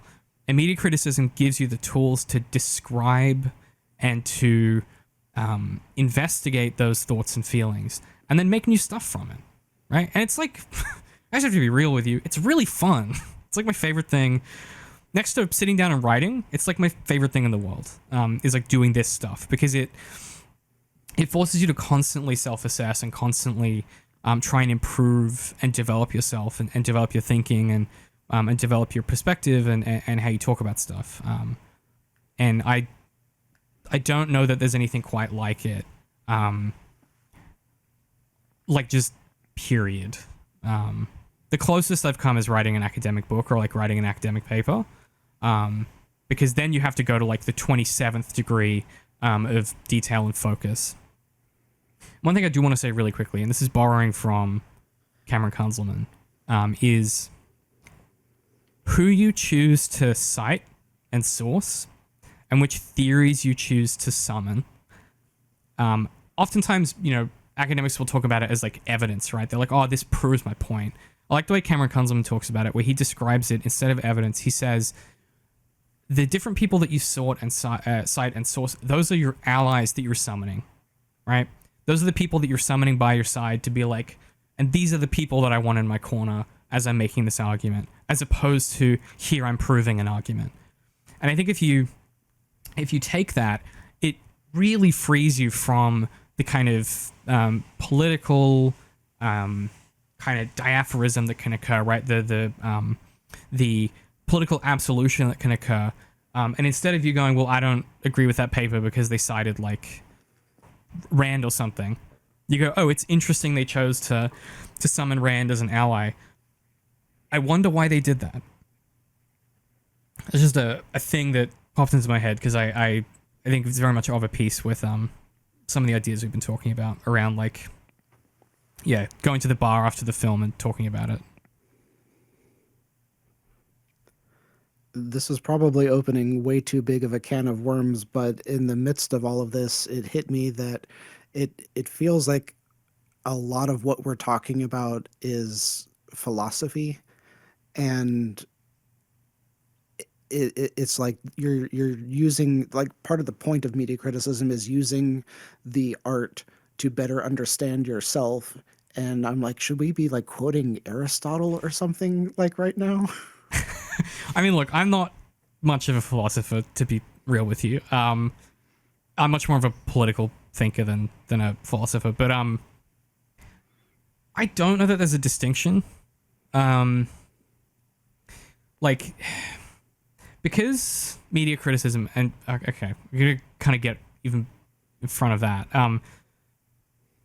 You know how I always say that like all art is political, and that really bothers a bunch of people. The reason that bothers a bunch of people is that when you say something like that, it forces you to address the fact that things are made in a time and a place by a person who exists within a social context that has perspective and subjectivity and interiority. And one of the things I think about a lot is the way that some people talk about other people is as if they are the only person in the world that has interiority. It's a very conservative thing, right? Well, they'll be like, oh, like kids can't be around, drag queens or whatever. And it's like, it kind of betrays the fact that you don't think other people have a thinking apparatus and that they have interiority and contain multitudes. And there's a really great, I can't remember who said it, so I apologize for stealing someone else's thought, but I was listening to something recently where they said, how did they phrase it? Shit, I just had it, now I've lost it. Interiority, other people. Fuck, it's gone. It was just there. I should have written it down. Talk, I'll see if I can think of it. While you're thinking, we can cut to our sponsor, and we'll have a quick ad for a Raid Shadow Legend. No. I really wanted to do that earlier when you were when you were like, capitalism is so bad, and I really wanted to go, and now for a commercial. Yeah, right. That's what I was gonna say is oh my god, I'm so tired. What was I gonna say? I just had it again. And I think it was Jarvis Johnson that was saying this. This never happens, but this is what happens when you exercise, folks. It's bad for you. Before we started, he was like, "Oh, I feel fantastic. People should work out more." And now I'm flagging. An hour later, he's like, "Oh, the coffee's worn off." No, I'm not going to be able to remember it. That's really annoying. It was very much related to what we were talking about. Oh, it's the idea that that there's a type of person, especially when you're younger, and I definitely had this, where you get to an age where you're intelligent and thoughtful, but you think that you haven't yet realized other people have interiority, and so you'll have these moments where you think like you've finessed a situation or finessed a person or nailed something, and it never occurs to you that maybe the other person is doing that to you as well. And I really like that as like a thing to think, a way to think the world, where every shitty boss I've ever had, the second that you consider them to have interiority and you have to think how they think, it completely unlocks this ability to then make a sound judgment of their behavior, as opposed to just being like, woe is me. You start to go, okay, and to relate to your point about philosophy, you start to go, how does this person think the world then, if they thought this was an appropriate thing to do or a good thing to do, or were they just playing defense? And like you start to unlock all these possibilities of not being kind of not needing to just take people at face value and take their word for things, and it actually gives you critical thinking tools to think the world better. And you can start to do things like, they said that they've made this policy for this reason. I wonder why that is.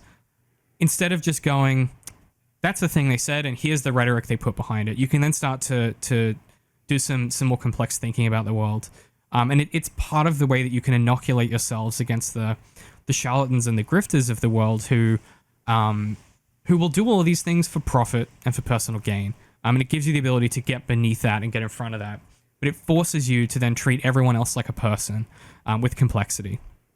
And that's difficult. Mm. Um, which I know that we've hinted at, if not directly said that these creators who make the different films or whatever that we're discussing, they're they're all people. They all have their own uh, political beliefs and religious beliefs, and they all have their own meaning that they put into their art form, and it might not match what you thought, this Superman movie was going to have, or what this Star Wars or the Matrix, like whatever it is, like the person that made it might not click with you in a way that you now hate the art because of who made the art. But then if another director had made it, they would be a different person, and it would have conveyed something different. So it's really interesting to think that even if it's a piece of art that we are interested in, we might not like it just because of who the artist is that crafted it. Mm-hmm. And that can get complicated by like, and I've talked about this somewhere before, but that can be complicated by and we'll talk about Death of the Author at some point, not today, because we'll probably wrap up soon. We've been going on for a minute. That can be complicated by your morality and worldview and the extent to which a piece of art reflects the direct worldview of a particular author. I personally don't find cancel culture to be useful as an artist, right?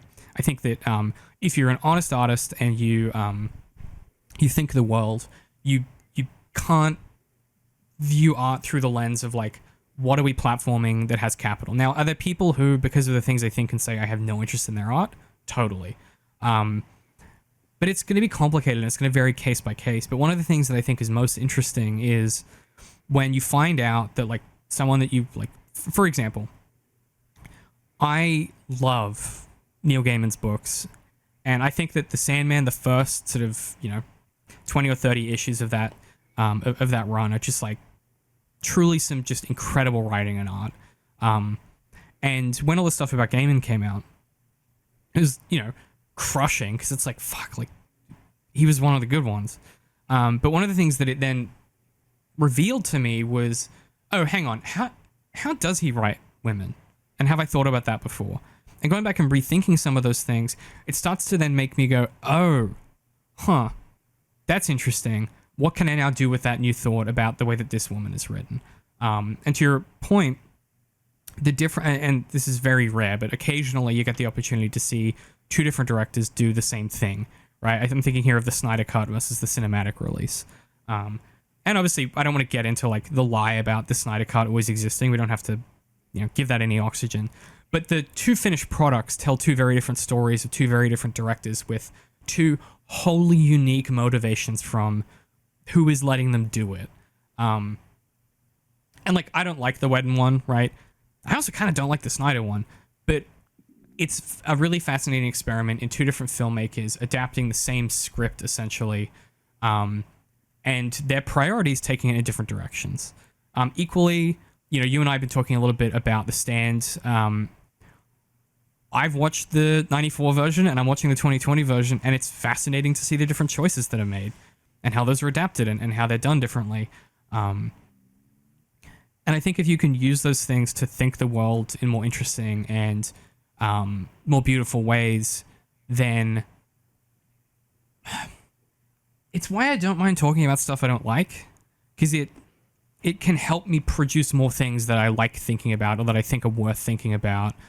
And it's why I find toxic positivity in certain left spaces to be really difficult to deal with, because it, I was thinking recently about someone saying, oh, like, I can't remember what it was. It's freaking games discourse. It's the industry I'm closest to outside of writing, where people were saying like, oh, I really hate this game, or I hate this director or something. I can't remember what it was.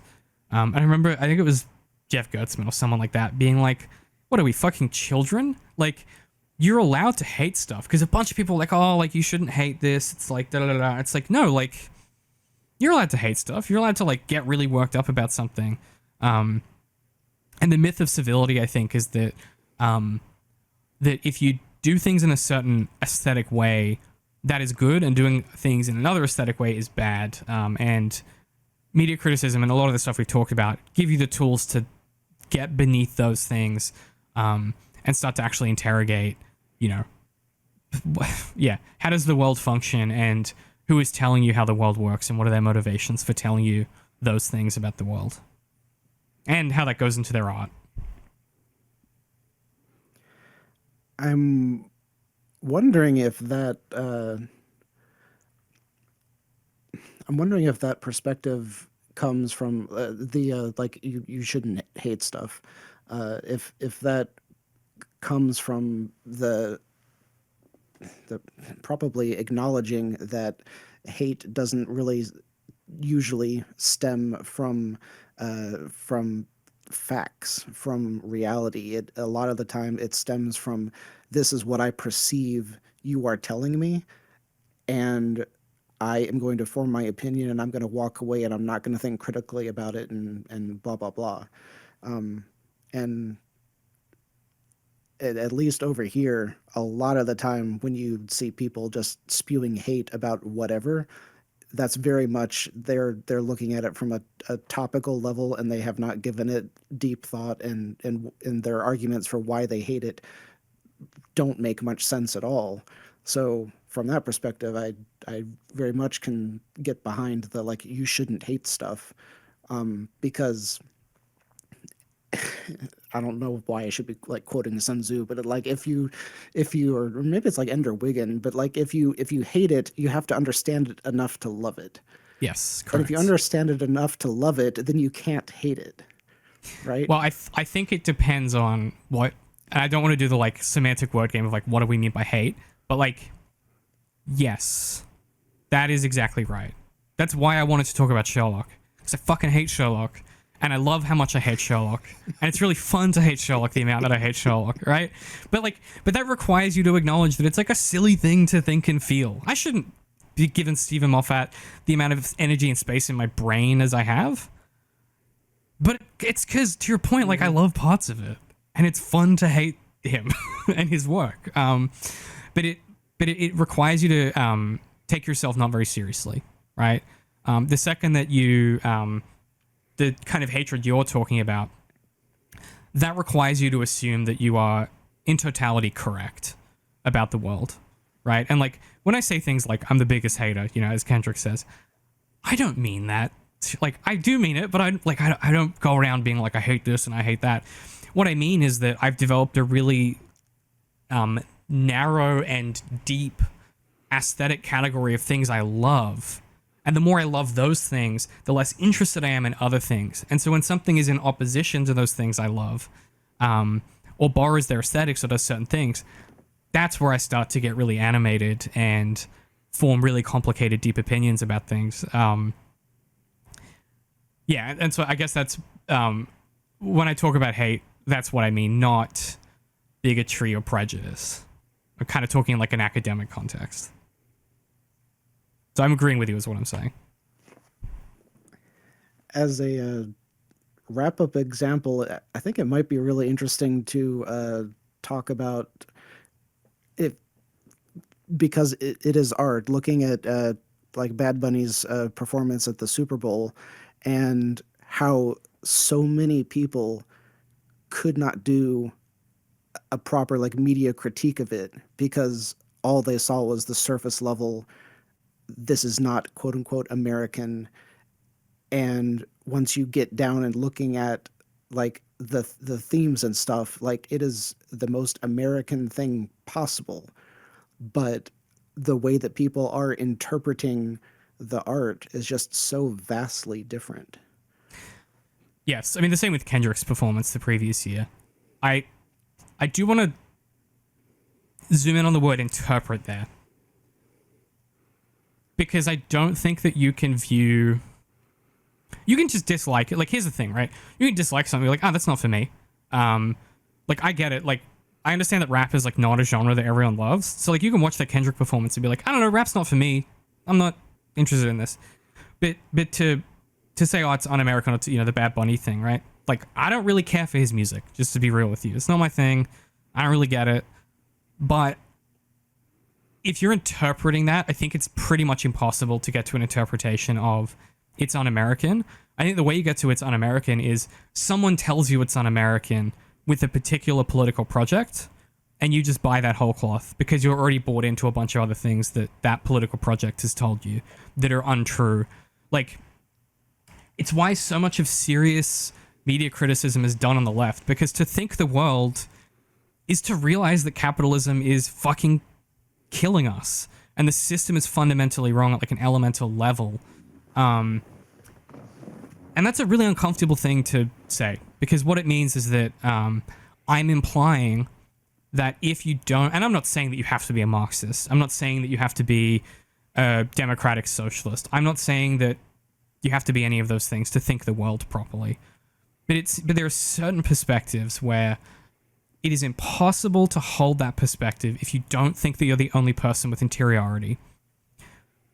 Because to have empathy is to realize that a bunch of these things are like fundamentally wrong, or fundamentally built upon like pretty basic lies that are really easy to unpack. And so I think the word interpret there is the tricky part, because I, in my heart, do not believe that people who are saying that believe that to be true. Like, they don't hold that as a belief. They're just saying something because it's a thing to say, because it aligns with some other stuff that they've heard people saying that is also similar to stuff they say. I don't know. I struggle with. I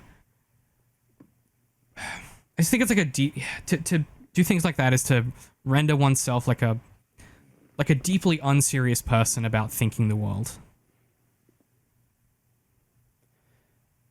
I think maybe the takeaway there is that a huge part of media criticism is acknowledging and taking the effort to make sure that you are your own critic, because the minute you start listening to other people first, you have already had your point of view, your original interpretation, you've already had that corrupted by someone else. Like, my sister-in-law will not watch any movie until she looks up and reads the entire synopsis of the movie, which hurts me to my core. That might be an ADHD thing, because my buddy Cameron does that as well. That would make me definitely 88. Yeah, so okay, so that makes me feel a little bit better. That But still that, drives I me mean, crazy though. To be fair, yeah, but I mean, it very much ties into what I'm trying to say, because there are a lot of people that I will see in like the comment sections on review videos where they're like, I watched this before I watched the show or before I watched the movie to see if it was worth it. People are not forming their own opinions because they're going out and accepting what other people say as truth. And if you don't practice forming your own truth, it's not like you can just pick that up immediately. Like, it takes practice to be able to do it. yeah, yeah, you're totally right. Like, there's a difference between like using a review or like a discussion, to help you understand if something is aligned to your tastes. Like I knew I was gonna love Neuromancer because the guys on Shelf by Genre covered it. And like, I listened to them talk about it for like 10 minutes and I was like, yo, I gotta read this fucking book. That's different than that I would listen to them talk about it and be like, and now I have all of those opinions, or now I believe that to be true. Yes. Or that like you might read it and then disagree with some of the stuff that like a review says, or that like that's, normal. Yeah, it's tricky. I mean, the one exception I would say is like occasionally, and I've said this before on the show, occasionally there's a piece of art that is so outstandingly good and focused that there's kind of only one correct reading. And in that case, I don't kind of mind if people use words of someone else to describe it, or they kind of think along with someone else. Because like I'm thinking of Andor specifically, right? When I say this, like the guys on A More Civilized Age covered the show when it was coming out the first season, and theirs is the objectively correct reading of the show, and the second season proves that out. What's interesting to me about that as a fact is when you have something so focused like that, it makes the bad faith criticism, and we'll talk a lot about like what good faith criticism means later. It makes bad faith criticism stick out as so much more goofy and gullible when the art itself is so particular in its focus. I'm thinking specifically of the people who, spoilers for the end of Andor season 2, where Andor and his partner, she's pregnant and she has a kid at the end. She's holding the kid, and that's the ending shot that you get of her. And it's such a like a character like Bix. It's such a poignant ending for that character, and it's such a poetic statement based on what we know is going to happen to Andor. And for people to look at that and then to go onto Twitter or wherever the fuck and be like, maybe the baby is this character, or like it's so fundamentally goofy because the thing is so focused in what it's achieving. And I think that can be a really helpful avenue to beginning the process of learning media criticism, is starting to look for yourself where you see those things that seem really obvious and goofy and gullible, and start to think backwards to the text itself from those things that you find obviously non-applicable. I want to say that entire mentality might be caused by Marvel, where as they were building up to Infinity War, every little thing in every movie would be intertwined with another movie and then another movie over here, and people started to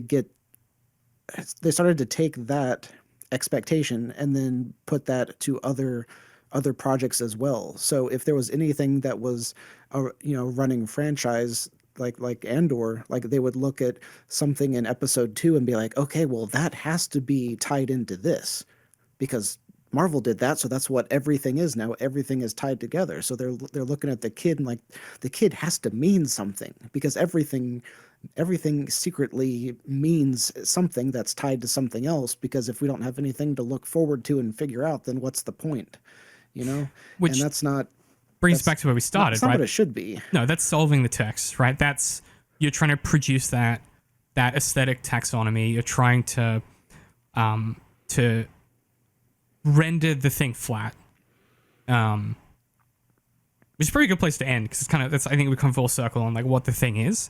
I think next time, we'll talk about like writing and how it works, and what writing criticism means.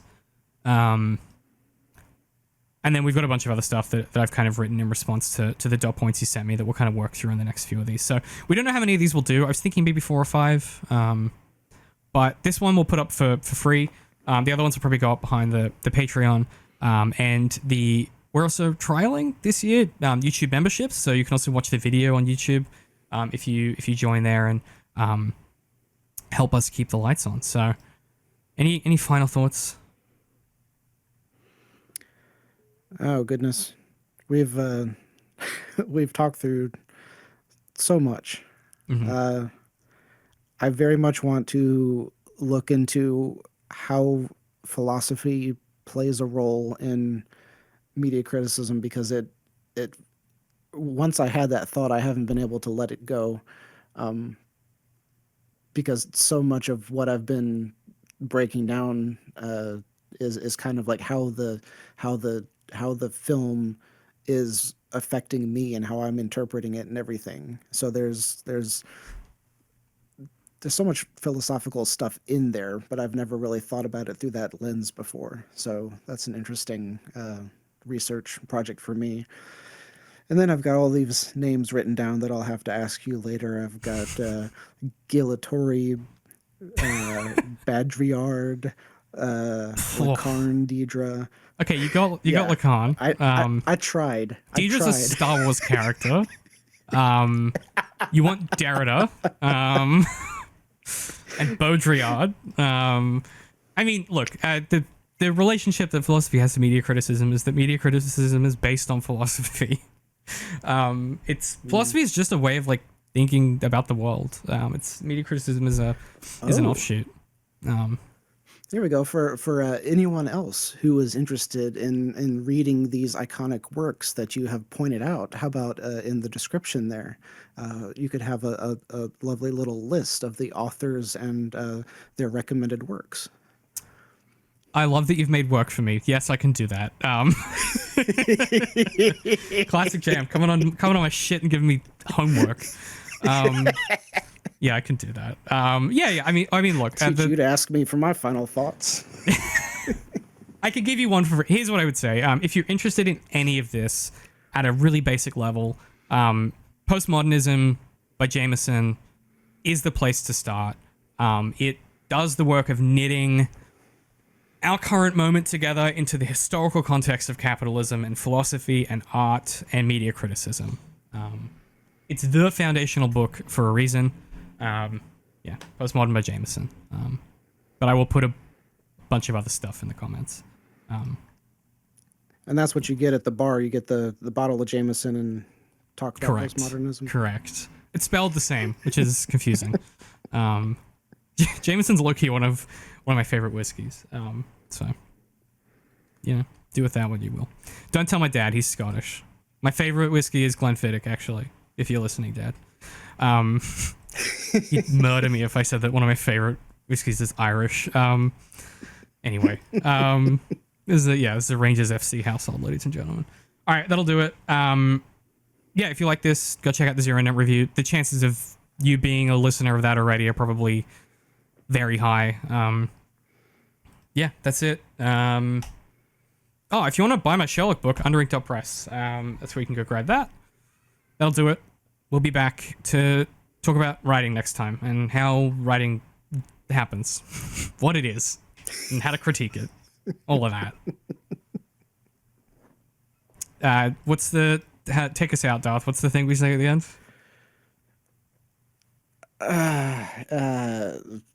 I need something better than just a Patreon. But it's pretty good. It I is, really like but it. I need a full sentence. Yeah, I'll let you come up with something before our next session. No pressure. Thank you for jumping on with us today, Patreon. Oh, that wasn't really good. We'll workshop it. He's like, keep workshopping it. Needs a few more drafts.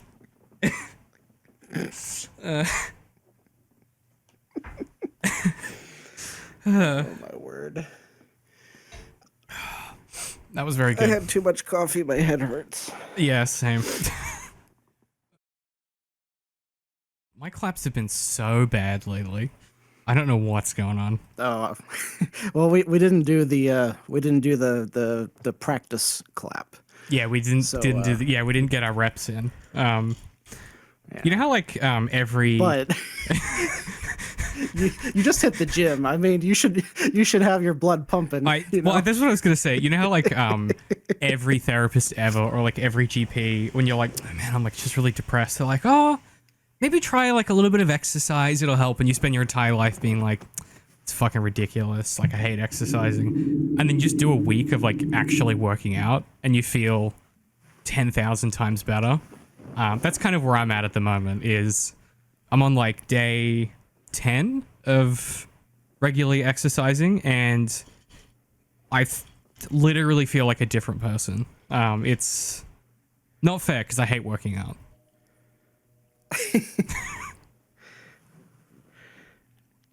Yeah, eating definitely, of course, I'm sure it's much different for you over there, but eating also has that same effect. Yeah, well, that's one of the things about like depression that always catches me off guard is like how often I'll go without eating because I just don't have like the motivation. but I've started doing like, I don't really do meal prep because I don't find that particularly helpful. But like each Monday night, I go and I'll buy like my protein for the week and my salad for the week, and I'll do some amount of prep, and that's just like made a huge difference as well. But yeah, it's a new year. It's the same bullshit, but we're still here doing it. That's not a great intro. That might go as back matter. Yep. Happy times. Job interview. Yes, proud of you. Awesome. Yeah, maybe we'll see. I'm waiting on a text from my friend. She's like, "Yeah, it's definitely on, but maybe."